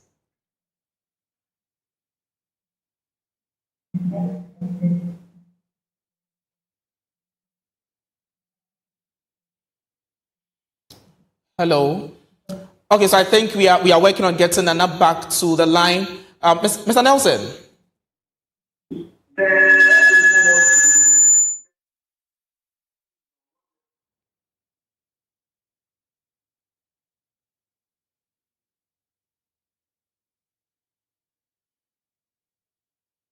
Okay, sorry for that technical hitches, and let me still get back to my guest in studio, and he is especially going to speak on the issue of the syndicated loan as we started the discussion.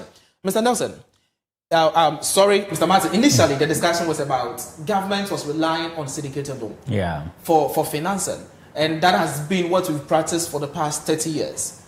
Why do you think it's necessary for us to move from the syndicated loan to the cocoa bond? Yeah, so what is happening is that The syndicated loan was more of banks coming together and providing financing to Cocoa Board to be able to pay for the cocoa beans and export to the buyers, right?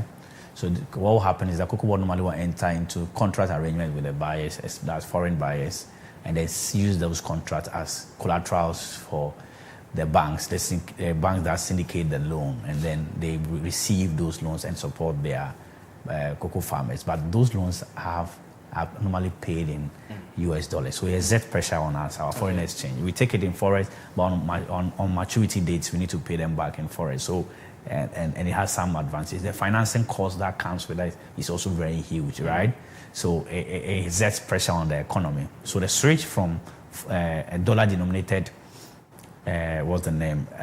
financing to local one where we will have to just borrow the money in cedis, we pay back to the people in cedis. It takes away the dollar pressure on us, right? Okay, Mr. Martin, I would like to hold on there. I would like to get Nana back on the line. Hello, Nana.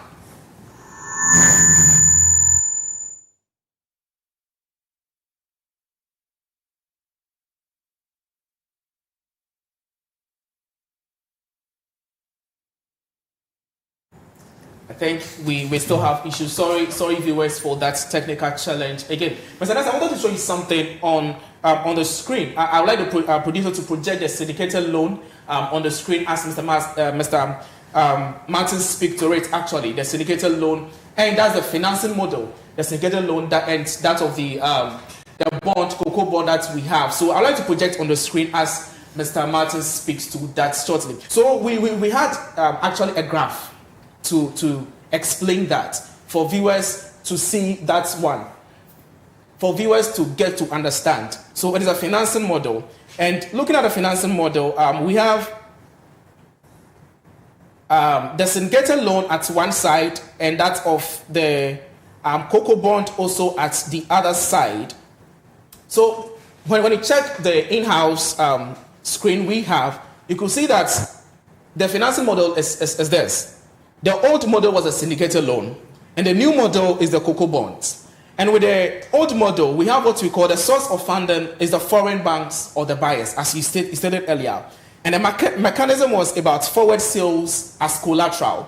And also the floor was the forces raw beans exports to service the debt. So it's like we go for money, and what you're supposed to pay for is to use the cocoa beans to pay for it. And the outcome is buyer dependent. Do you think these four issues was the main issue why government decided to move from the old model to the new model that you are talking about? Yes, so as I rightly mentioned, the old model has some flaws. What happened is that because it's dollar denominated, right, it means that any fluctuation on the exchange rate increase the liability that we need to pay back, right? But here, the loans we issued in cities. So the issue of foreign fluctuation have been taken out. Okay. Another thing which is right is that it's definitely not dependent on the buyer, because the cocoa board will issue securities that was the bonds that will be the domestic investors could buy and then invest in the cocoa sector. So I think that it's a good model. Okay. It has many advantages. Earlier on, we need to depend on the buyer to arrange forward sales arrangement with them before we be able to use the same as collateral and send to the bank, the syndicated banks, to be able to supply it, right? Okay. But here we have control over that. But if you look at the capital market, what is happening there, you see a lot of money chasing the treasury. Well, last time the treasury about 2 times, over 200% over subscription, right? 253% over subscription, right? It means that money is the system. So there should be other investment options or vehicle that should be allow investors to be able to place that money there. And we have a lot of savings to be able to. We have plucked that opportunity that exists, and that will come at a lower pricing than the foreign ones. And that will come at lower pricing than the foreign. That will help us in reduce the cost burden that would have been imposed on these syndicated banks than what if we did it domestically. So that is great for us as a country. It gives us some sovereignty, all right, than what would have been the case. And because they are domestic investors, some flexibility than what would have been the case if we did it in syndicate. That comes with a lot of conditionalities. Some sovereign guarantees must even come at a point in time. But however, that locks you as a country. But this time around, domestic investors, flexible financing arrangement, easing the pressure on Koko Board to be able to execute their policy mandates effectively. Thank you so much. I think I have Mr. Nelson also on the line. Mr. Nelson, good morning. Good morning, my brother, and thanks for having me. Thank you so much. I'm sorry for the interruption in the network. We are still talking about a new financing model. And this time around, the source is domestic capital market. In a country, we had the issue of DDEP, and this came in to actually affect the investor confidence in the country. What do you think government should do in order to motivate people to invest in this Koko bond? Thank you very much. Good morning to you, and good morning to your cherished viewers and listeners. I don't think has affected the Koko bills. Okay. I think the Koko bills and the treasury bills were not affected by the DD. The new financing mechanism announced by the government is the best foot forward. This is because, one, collateralizing the things that you produce, because when you go and borrow the money from outside, you use the Koko beans as a collateral to the extent that we have not been able to produce, or even add value internally to our Koko beans. So I think the new financing mechanism that the government intends to adopt to actually make the country have control over its Koko sector. Because once you go out there to go and borrow money and you use your Koko beans as a collateral, if the output at the end of the day doesn't meet the amount you borrow, what it means is that you have to defer, a certain quantum of Koko to the next Koko season. Now, with a new financing mechanism, government is going to have control over the Koko. We are going to add value to, whatever we are currently doing in the country, and also to the extent that the government is going to domestic capital. What it means is that it's going to deepen, the capital market or the financial market in Ghana. As it stands now, our market is very illiquid. Apart from the treasury bills, the DDP bonds, and maybe the stock market, we don't have any other substantive investment that we can lay our hands on. Now, if you look at our pension industry, the asset under management is well over 100 billion Ghana cedis, which means that we have enough liquidity for the pension fund managers to go out there to buy these Koko bonds or the Koko bill. And so at the end of the day, it is going to create an avenue, an alternative avenue in terms of investment for pension funds, and other, institutional investors who are having the large funds, but they don't have any, market or any vehicle to place them. And so, to the extent that the money will be spent domestically, one, government will have control over the Koko sector, and two, it is also going to help deepen the financial market in Ghana. Thank you so much for that. Before we proceed with the discussion, the president during the AU summit actually responded to this very issue. And I would like to take that one shortly, then we come back to studio for the discussion. I think my producer will get that video on the screen shortly. So that we're listening to the reason why government actually decided to move from the syndicated loan to the new financing model. Price for the farmer. At the time we set the price of cocoa on the international market was 7,200. We have a policy in Ghana where we give the farmer 70% of the world market price. The other 30% is used for administration, to supply fertilizers to the farmers, to provide scholarships for their children and all that kind of thing. The CD's value was 11.5 CDs to $1. After we set the producer price, the world market price has declined to 4,200. The CD has appreciated in value to 10.7 to the dollar. And so suddenly it means that for every ton you buy at the producer price, you have a gap. And so we'll be losing.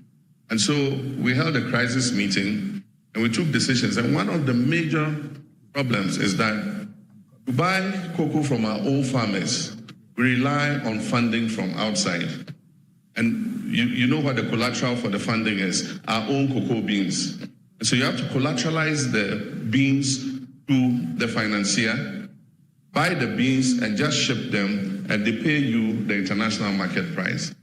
So one of the key decisions we've taken is that we're going to stop foreign funding for the purchase of our cocoa. We are going to raise domestic bonds. We have enough CDs in Ghana to pay for our cocoa. We're going to raise domestic bonds, buy our own cocoa. We don't need to collateralize the beans. I know the interesting part. We have the capacity to process 400,000 tons of those beans, processing capacity in Ghana. But because the beans are collateralized, we cannot even allocate those beans to the local processors. We have to ship all the beans outside. Now, if we buy the beans ourselves, we can take 400,000 tons out of the beans and give to our local processors to add value. That is what the Accra research is about.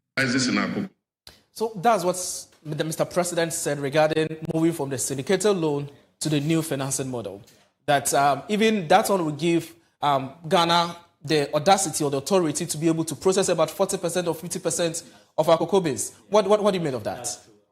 That's one of the advantages that the new financing arrangement will afford us as a country, which is good. Because originally what we were doing was to export the cocoa beans in its raw form, because what the buyers are interested in is the cocoa bean, because they want to add value to it in their respective country, like the Nestle and all those that will need the raw materials to be able to do that. So there's limitation with our financing, because the buyers are interested in the beans. So you don't have the luxury or the leverage to be able to add values to those beans and then be able to export to drive more value from that. Right, because you collateralize them for the purpose of the financing. But this new model, what people are buying is the bonds. Okay. So they are interested in more about the ability of Cocoa Board. The prospectus will show the cash flow projections, the ability of Cocoa Board to be able to meet those debt obligations when they mature, right? Okay. So it doesn't matter. Right now, we have then determined what we want to use the financing for, whether to add values to the crops and get more money from it, or sell part of it through raw beans to the buyers. So it affords us the leverage to be able to adopt that two model. That's why the government is saying that 50% of whatever we are able to produce in a year will go for value addition. The remaining 50% will also go for export in its raw form, its current raw form. But that wouldn't have been the case if we are still sticking to the earlier financing arrangement that we had, and that is very great. It only does not afford us the advantage to earn more from our export earnings. Another constraint, another difficulty is that, as Nelson has mentioned, a lot of funds are available. There are a lot of funds available too for investment. Okay. But what investment tools or securities are there? We don't have it. The market is very, very constrained in terms of options available for investors. So we are happy to be seeing more capital market activities in the form of these bonds. That will open us our and allow trading to be effective on those markets. Thank you so much for such. Mr. Nelson, please, are you there?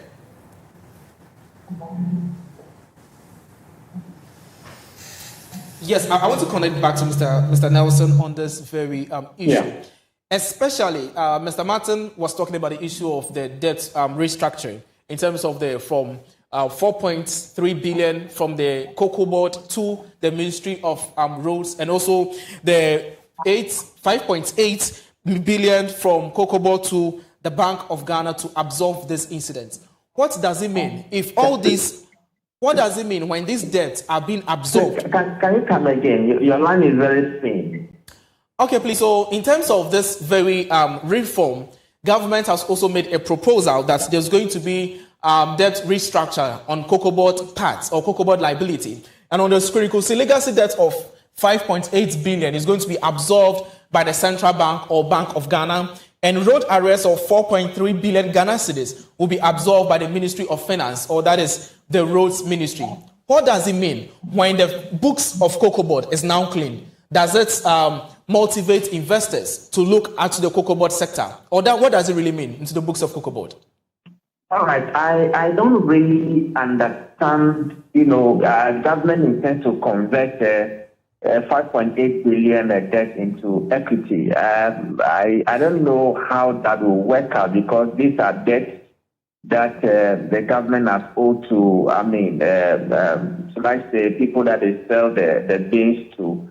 So I don't know the mechanism through which that will work. But I can only speak to the transfer of the 4.3 billion road to the road ministry. Well, okay. I think that initially this project is directly under the supervision of Koko Board. Yeah. But with the current situation now that Koko Board is in the financial distress or financial difficulty, it is only prudent to, transfer this to another agency that has the capacity in terms of, resources to, take care of this project. I would rather advise that 4.3 billion is a lot of money, and so if the government can rather push this one under the big push, because under the big push there is a dedicated source of funding for this big push project. So I would rather suggest that instead of just being transferred to the road ministry as a normal road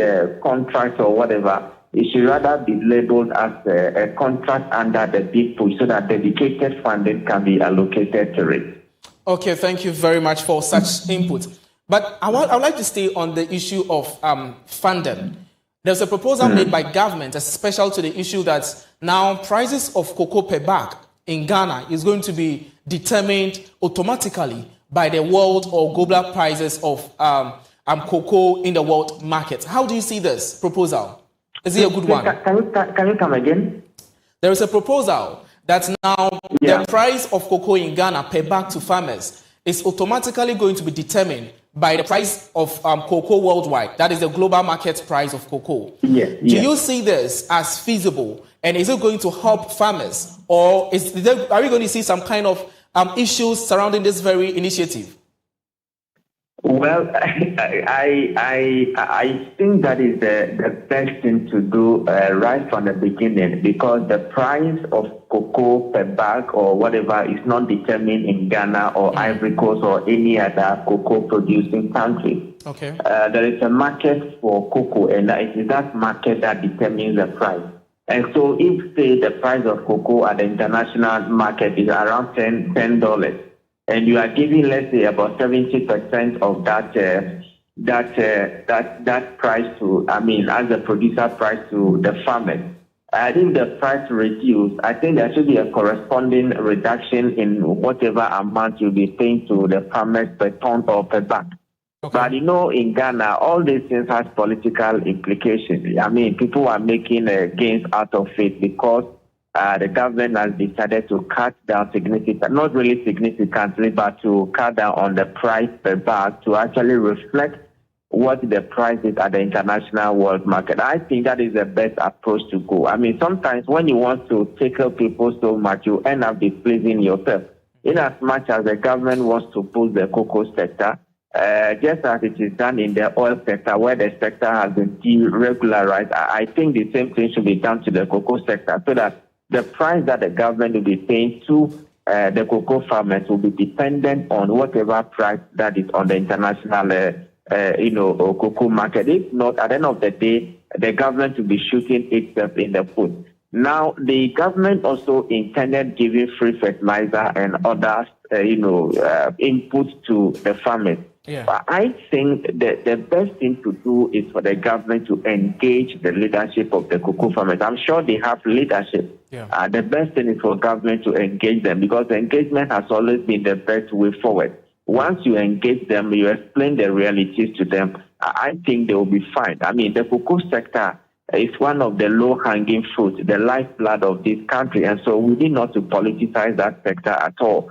It is not an issue of NDC or MPP, but it is an issue of, the blood that runs through the veins of Ghana. And so we just have to make sure that we engage all the relevant stakeholders to make sure that everybody is on the table, so that it will not be as if a government is shortchanging the farmers, when the reality actually states that the prices in the world market has actually fallen. And so going forward, the price that government will also pay to the cocoa farmers must also be revised, downwards. I also think another thing that has played a major role in all this has to do with the appreciation of the Ghana cedi. You see, when your cedi over appreciate, these are some of the challenges that it will bring. Because see, the farmers will say, during the administration of the previous government, we were taking this amount of money per bag, but now that you are in, you have significantly reduced it. I mean, these are engagement that government needs to have with the people, with our cocoa farmers, and tell them that it's basically due to one, the appreciation of the Ghana cedi, and also the price per bag at the international world market. And once all these differences are ironed out, I believe and hope everybody will be fine. Then finally, yesterday there was a statement from Koko that the executive management salary has been reduced by 20%, and that of the management members have been reduced by 10%. I think this is a clear demonstration on the part of government that everybody must bear the heat. And it's not only cocoa farmers who will bear the heat, but management and the leadership of Cocoa Board must also take some level of heat. Thank you so much for such a wonderful submission on this very subject. I would like to now come back to Mr. Martin. Before you go to even the aspect of cost cutting, let's take a look at the bag per cocoa over the years in Ghana. Summer 2023-2024 cocoa season, it was priced as 1,000 Ghana cedis, 308. In early 2025, it was 3,100. In August 2025, President John Dramani Mahama raised the price to 3,228. Now in October 2025, it was around 3,625. And now we are experiencing a down cut of about 28.64% to 2,587, all in relation to the issue of prices in the world markets are being fallen. There's a conversation around that why government did not still stick to 3,625 to absorb the difference so that the ordinary farmer would not suffer. Why is it necessary for us to have this kind of downcut of 28.64%? Yeah, but this model is not sustainable. Okay. It will cause some crisis to the industry, which in the long term will affect our cocoa farmers. What the effect of this is that we want either Cocoa Board or government to subsidize this difference. And to what point would this end? This has been the case over the years. But those are the reasons, some of the reasons why we're seeing the legacy debts and issues that we are having with Cocoa Board. So it comes to a point that a certain restructuring must be made to address the grave issues that we have and put in remedies that will ensure sustainability and long-term issues that will be overall be better for the cocoa sector.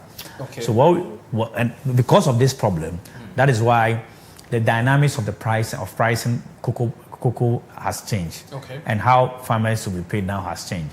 Now they will have a minimum guarantee price that will be paid to them, and then adjustments are made on the producer prices based on the happenings in the international capital market. That is reflective of what the situation is. So the new model is the actual reflection because you take what you are due. Okay. Right? Because we are all selling the same thing. Right? The beans you are selling is trading at this price. So why should I pay you more than that price? Okay. I get the point. Yeah. We all know what the price is. The price is say 1,000, and you want me to pay you 1,002. It's not sustainable. It's not sustainable. So let's have a pricing mechanism that is reflective of what the price is in the international market. So if it's 1,000, I pay you 700, I take 300 to run Cocoa Board, right? It makes sense. Than for it to be 1,000, I guarantee you 1,002. How would that institution be there into the foreseeable future to be able to make sure they are also being in business for so it's good. The reforms are very crucial at this stage to ensure sustainability and in our cocoa sector. Thank you so much. I would like you to speak to this very press release from Cocoa Board before we get Nana back so that he will speak as a cocoa farmer, whether this one is really going to benefit them or is not going to benefit them. Right. And this was released yesterday as Mr. Nelson was speaking to it. We heard from Minister of Finance that there's going to be cost cutting in Cocoa Board. Yeah. Do you think this is one of the cost cutting? And if so, what other things should we expect from cost cutting in the aspect of cocoa board? You see, yeah, while this is very good, okay, but the grave issues are on the procurement of items. Procurement. Okay. So salary is a good step, but what another in terms of the cost structure, okay, there are other cost elements that are huge than salaries, right? Okay. So we should look at procurement of those jute bags that became a conversation that we've imported some jute bag for the next 5 years. Those are procurement issues.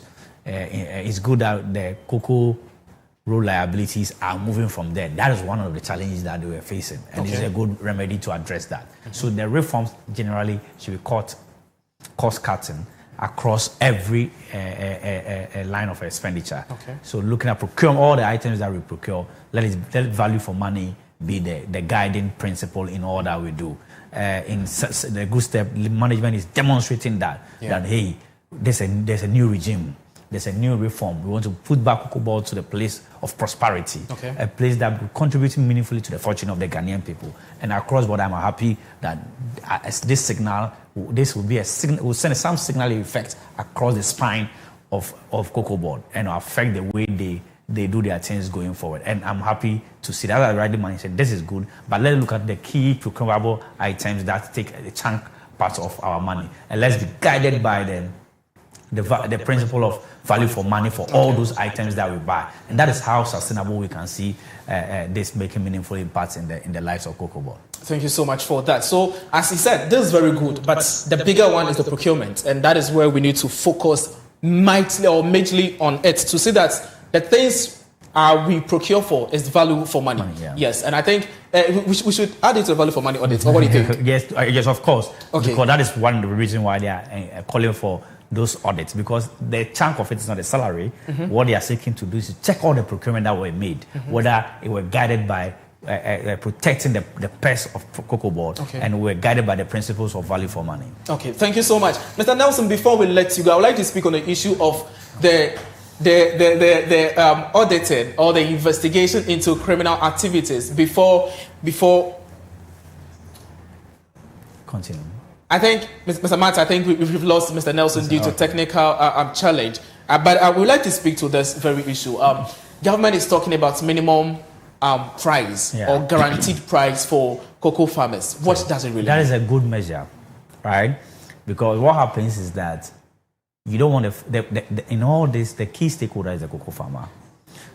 You want to correct issues of smuggling as well, or hoarding on the part and smuggling on the part of the cocoa farmer. So whilst you are looking at international market price as benchmark to guide your pricing and what you have to give them as farm gate prices, what you also should be interested in is that you don't give them price. They don't get to a point where the price they will receive due to this international development will let them have monies that are not economically well. So you should guarantee them some minimal amount that may make sense, so that if the market price is more, we give you the difference, right? So that measure alone is a good measure to address issues of possible smuggling if the international market price crash plummets and the cocoa farmers are not able to get reasonable amount for their produce. So I think it's a good introduction. Okay. It addresses two things: addresses concern and guarantee the cocoa farmer some minimum value that will make sense to them. Thank you so much for that. I think we have Nana back on the line. Good morning, Nana. Welcome. Good morning, and good morning to your listeners, and good morning to my colleagues in the studio. Can you hear me? Yes, please, we can hear you now.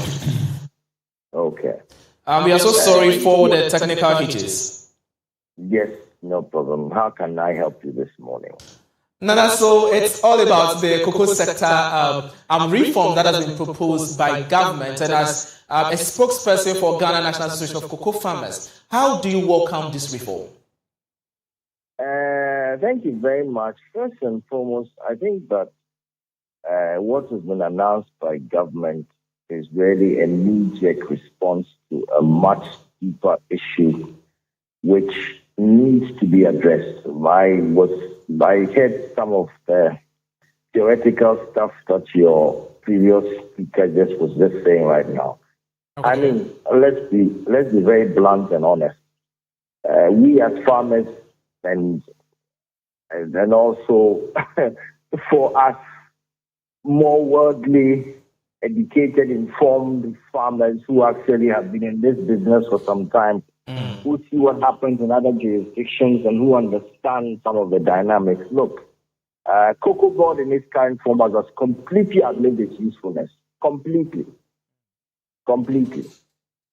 So this cosmetic, whatever that cuts that they are doing, look, if they are genuine, there should be a very first a baseline minimum of a 30% cut across board, not salaries, tax, allowances, everything. So, Nana, please, hold on, Nana. So then are you saying that the step taken by Cocoa Board, especially 20% in terms of salary for executive management and 10%? Completely cosmetic. Salary, completely cosmetic. They should cut across board, tax, allowances, everything, 30% minimum across board. Yes, because, I mean, if you let's understand something very clearly. Okay. Look, we cocoa farmers, we are the ones who fund everything. Because what happens is, when they talk about the producer price or floor price, and then they take our cocoa and go and sell at the London terminal price at the global price. So the difference, whether it is 30% or whether it is 40%, is what funds everything from the cocoa board salaries, from the allowances, from the procurement that the other guy was talking about, giving contracts for research. Everything is paid for by the farmer. Okay. So this deception of things being free, that's the first thing we have to curtail. It's an absolute dishonesty. That's the first thing. Everything is paid for or provided for by the farmer. Yes, there will be certain services, etc. But two, look, a long time ago, and when we know the history of cocoa, our predecessors in the 1920s and 1930s were dealing directly with all the people who are buying our cocoa right now, the Cadburys and the Roundtrees of that time. And so right now that we're actually more educated and there's actually more available, whether skills or technology in terms of trading, etc., why can't we trade whether independently or whatever? But there are different ways and models of taking care of the financing of cocoa. There's a commodities model, there's an extra. But so coming back to the farmer, look, and let me just inform whoever was talking earlier on. Look, the average age of the cocoa farmer in Ghana right now is 64 years. Okay. How do you sustain an industry when there are no younger people coming on board? And the reason why younger people are not coming on board is because they can see the toil and they can see how unattractive cocoa farming is. Now, if you really want to change the whole trajectory, and we need to change the whole trajectory, we really have to have deeper reforms that actually look at making the sector profitable as a business. And let's stop this government interference and political interference where the direction of cocoa changes, whatever, every 4 years based on the winds and sometimes even what some uninformed PROs and whatever are saying. Look, cocoa is a business. And all our counterparties that we deal with outside, whether it is Cargill, whether it are business people who have taken a position and are looking at certain things as a business. Okay. Not as political machination. Okay, Nana, please, I'd like to hold on with that. There is, per the press briefing from the Minister of Finance, he also made a background story to the fact that Ivory Coast actually also reduced their price per bag, that is by 23%. And that is one of the reasons why Ghana is supposed to do that. But quite unfortunate, we did ours by 28.38%. So as we speak, converting from the CFA to the Ghana cedis, as we are talking about currently, The price in terms of cocoa in Ivory Coast and that of Ghana is of difference of 305 Ghana cedis. Do you think that this 305 Ghana cedis is going to encourage the issue that Cocoa Board want to deal with in terms of smuggling? Or cocoa farmers is supposed to stay with government for the time being? Can I help you there and make you more current and modern? Look, Ghana is the headquarters of the Africa Continental Free Trade Area. What is that supposed to do? That is supposed to open our borders so goods can move across borders. Okay. So why do you exclude cocoa? What is the principle of excluding cocoa? You see, we say one thing and then we do the other. Well, what is the principle of excluding cocoa? So you see, we ourselves, we are shooting our own selves in the foot. So how will you encourage African continental free trade when you are trying to exclude certain products of yours? So what should Nigeria do? What should Egypt do? There's a very simple way of dealing with this commodity issue. And that's to have dealing with this margin or whatever issue or price difference. That is to have a common commodities exchange. It will take care of all that.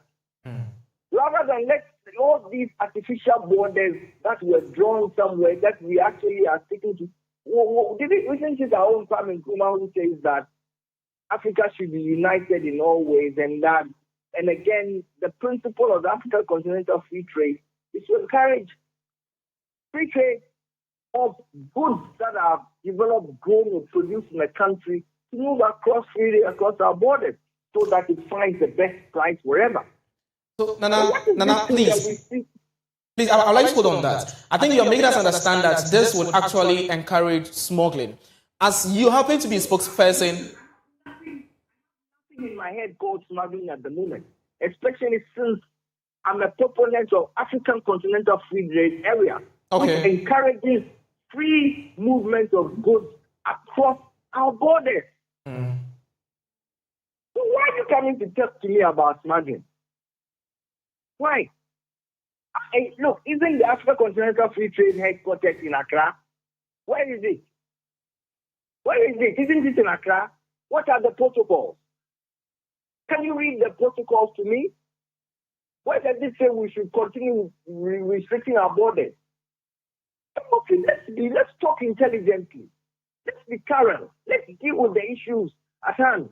And let's encourage our business areas, whether it is farming, whether it is cocoa, whatever, to grow as businesses like they grow elsewhere. And let us stop stealing from the farmers. Let us stop suppressing younger people from actually getting into business areas that we know we can grow in. Let us be more progressive. We can do that. Okay, then I thank you very much for that. Before you go, I would like you to ask this question. Now, government is proposing 50% processing of the cocoa beans locally. How do you welcome this news? Is it the way to go in terms of job creation? Listen to something again. That's a very good question you ask. If we will be very honest again, we should actually be doing 100%.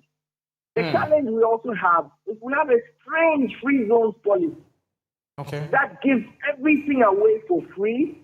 It gives all kinds of tax incentives to these same big multinational cocoa companies. And we have a certain policy that means that you have to go and register your whatever within with the Federation of Cocoa Commerce somewhere in London, where you have to have a minimum of $500,000 before you can trade or you can buy cocoa. Listen to it, I'm just telling you that. For if we really want to process our cocoa and local Ghanaians to benefit, then we should look at our free zones policy. We should look very carefully at the things that prevent locals from being able to process our cocoa. And if you really want to have simple cocoa processing, you can actually create very productive, very profitable cottage industries where the cocoa grows. You don't need to have a free zone area in Tema before you can actually process cocoa. Okay, thank you so much for that. So now, Mr. Martin, I think Nana has made some point known. He was referencing the African Continental Free Trade, that we can trade anywhere. We can send our cocoa, we can send whatever. So if you realize that Ivory Coast is giving 2,894 and Ghana is giving 2,589, nothing is wrong with it for sending your cocoa to other country. What do you think governments need to do in this situation to be able to safeguard the cocoa beans of the country? These are shocks, right, to the market. But we have seen some sustainable reforms that are coming their way. Okay. That are more long-term beneficial, or maybe be beneficial to the cocoa farmer in the long term. I'm not sure these short-term issues would lead to, because the price differentials are not too much, and the cost you need to incur to even pass on this maybe more than the 300 difference that you are seeing. So it may not be too the incentive there is not too much for them to be able to engage in those activities, right? And probably if the person even comes to buy from you, may want to buy lower down the price you are getting to be able to make some good margins on it. So the incentive is not there, right? Even though there's a room, but the incentive is not enough for us to begin to see some smuggling of cocoa beans to neighboring countries. If the margins were wide, that's great. If Cote d'Ivoire did not reduce their producer price, then that would have been a challenge. But right now, the current difference it's very marginal. It will not provide the incentive for farmers to be able to engage in smuggling. But what I'm happy to see is the structural reforms that are more sustainable, that should give hope to the farmer, who is the one that contributes to the efforts of the country. The building we see here in Accra is not what it is. It's the sweats of cocoa farmers in various villages that we have, and those are the people that are supporting the economy. So I am happy with the reset agenda. I am happy with the fact that the debts of Ministry of Finance and Bank of Ghana has now been converted into equity, which is a good news. Because if it was a debt, it means that they have periodic commitments in terms of their interest expense to pay to Bank of Ghana and the Ministry of Finance. Now they become shareholders or equity holders, so there will be no obligation. If there's a profit we share, there's no profit dividend. Then if there's the profit, there will be dividend paid to them. If there's no profit, they don't earn anything. And that's a good measure to restructure them and remove the long-standing legacy debts on the books of the company. Among many other reforms that you have enumerated. And that is good for us. So let's look at how it pans out. Of course, there are a lot of stakeholders and their interests and what the position you stand. But I think ultimately what I'm seeing on the part of government is to have a sustainable policy framework that will support the cocoa sector, make all the stakeholders benefit. And because their debts there, government has assuming that the debts on the loans they're giving them, they are taking back the loan, converting into equity. Cocoa debts rose debts about 4.35 billion. Government is assuming that one they are going to revamp the producing buying company to be able to help in adding values to do. So government himself are committing resources to the efforts and making sure that we have a strong, robust cocoa board which was supporting the policy mandates that was originally envisaged. Okay, thank you so much, Mr. Martin, for that. Let me get back to Mr. Nelson on the line. Mr. Nelson, please, I believe you are there. Yes, I can hear you loud and clear. Yes.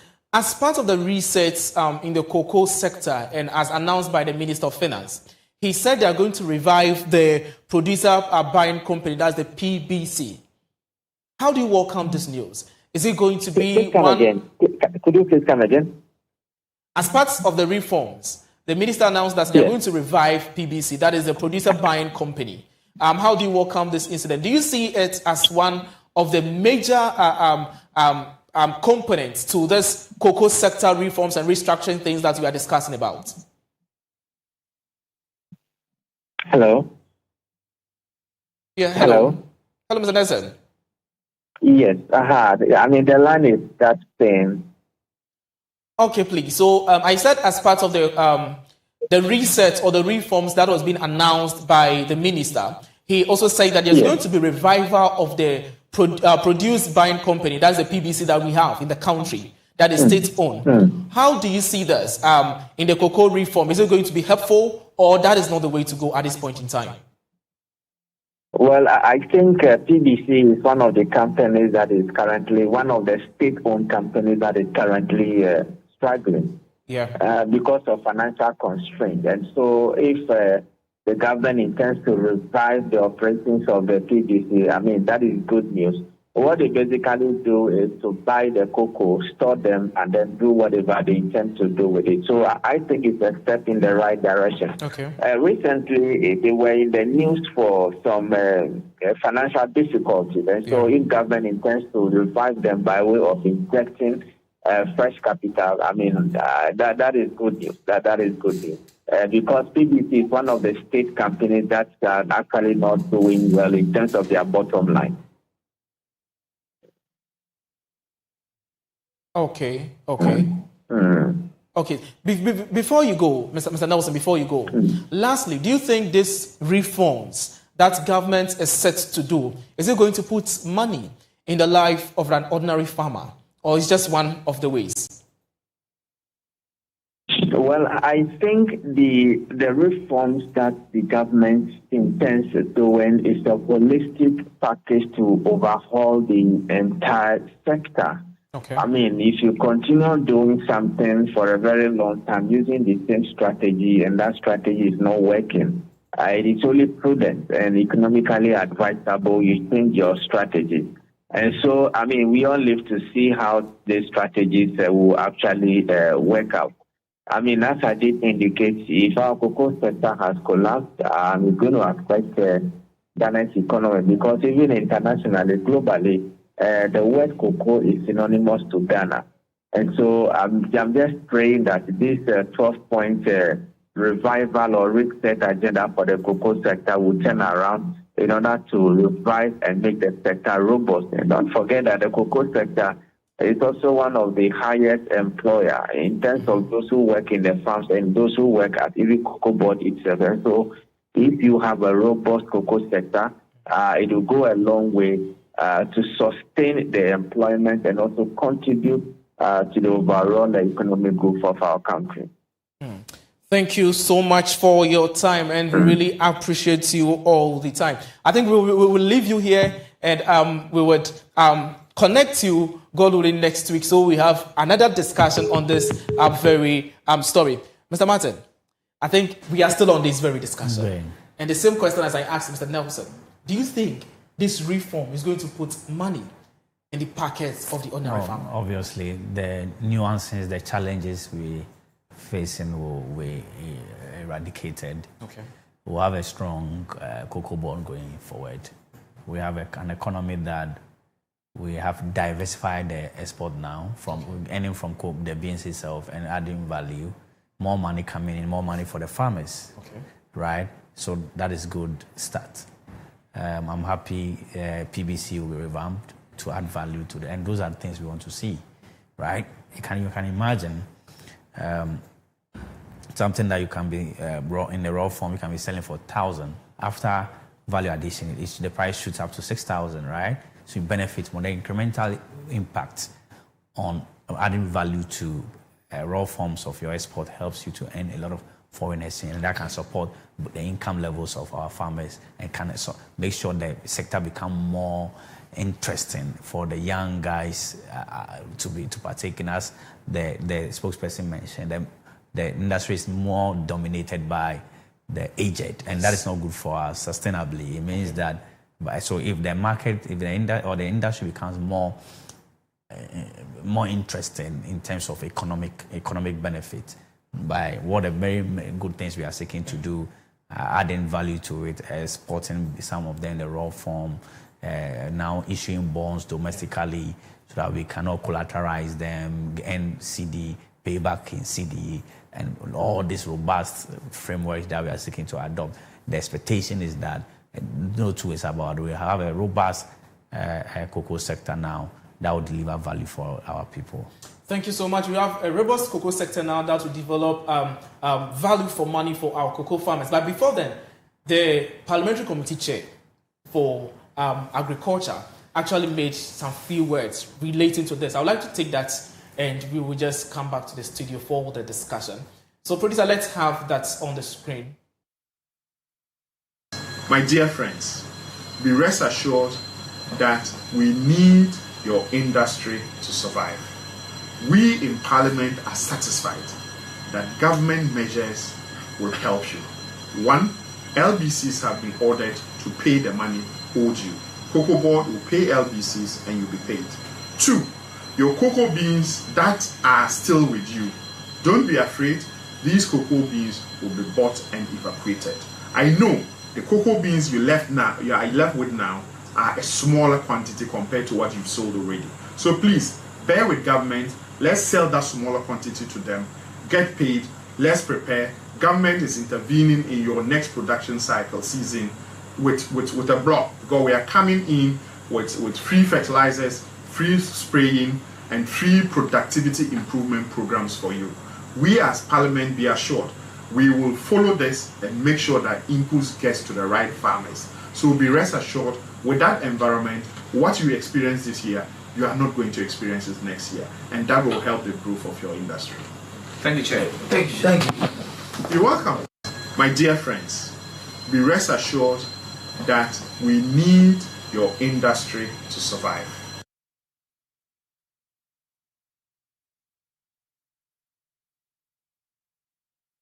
For the Parliamentary Select Committee, Dr. Seidu Jasawa, if that's the name, Dr. Seidu Jasawa, that's a Parliamentary Committee Chair for the Committee on Agriculture. That's what he said. There's farmers to be rest assured that moving forward, things are going to be better. And that is what you've actually told farmers this morning, that they should be rest assured that moving forward, things would get better. But before we end this conversation, I would like to take your final words on the issue. People are making a point that when you go to Ministry of Finance, we need people who are inclined in the aspect of economics, in the aspect of finance, to hand that kind of ministry. When you go to Bank of Ghana, we have people who have the finance knowledge, the economics knowledge to handle the Bank of Ghana. So people are making a point that why not Cocoa Board? Why don't you get someone who actually has been a farmer before, has been through the rank to head the issues of Cocoa Board? Do you agree with such a call? Yeah, but I can agree with them to some extent because the work involves some technical bit as well. You know, at certain levels, certain industry require both technical and leadership skills. Okay, because when you become a CEO for strategic institutions like you mentioned, the Ministry of Finance, you must understand economics and some finance language to be able to effectively run the institution. Yeah. We cannot go and put, a journalist as a governor. He cannot understand the economic data and even make policy decisions that will. So, of course, I share with those people that there should be a balance between the technical aspects and the leadership qualities that people bring to bear, the leadership experience and qualities that they bring to bear in the management of certain strategic institutions that require some technical competence. I can agree with those positions. Okay, so that is Mr. Martin. He said they can agree with them if they are calling for such. But as he said, some role actually needs some kind of leadership skills, technical know-how. So that is also another factor that needs to be put into consideration. That has been a discussion all about the cocoa sector and the reforms. We just wanted to find out, are farmers really going to benefit, or is just one of the policies that we've had over the years, or is it going to be the game changer that Cocoa Board need at this point in time? We did this with Mr. Nelson Kujo Kwaboji, who happens to be the head of finance for Migrant Capital, and Nana Eduana II, who happens to be the spokesperson for Ghana National Association of Cocoa Farmers and the CEO for Onhene Cocoa Limited, and Mr. Martin Ohin Enim, who happens to be the financial analyst in studio. Before we go, Mr. Martin, I'm going to take your last word, but Nana is back on the line, so let me just take Nana's last word before I come back to you. Nana, please, before we go, we've had series of discussion on this very matter. Do you think that this reform is going to put money in the farmers' pockets, or is just going to be just one of the things we've heard over the years? Hello? Yeah, hello, Nana. Yes, sir. Yes, so finally, before we let you go, we wanted to find out that do you think this reform is going to change the situation in Cocoa to put money in the life of the ordinary farmer, or is just going to be one of the policies we've heard over the years? I think that the reforms announced by the minister are knee-jerk cosmetic. Whatever reforms that will happen that are meaningful and sustainable have to be dialogued and discussed and contributed to. Unfortunately, the albatross in our or the big challenge right now is Cocoa Board, and that is our challenge. It's not and how Cocoa Board is structured and what it's supposed to be doing and what not. That's the first priority. And so, as part of the reforms, they talked about some cost, whatever, criminal, whatever. We are saying that a Cocoa Board as it exists right now is not fit for purpose, one. And two, when that is addressed, it will reduce costs and help with the number of. And two, they are then needed deeper reforms which actually have to look at how we make local processing or manufacturing accessible, and two, how we get younger people to go into the cocoa sector.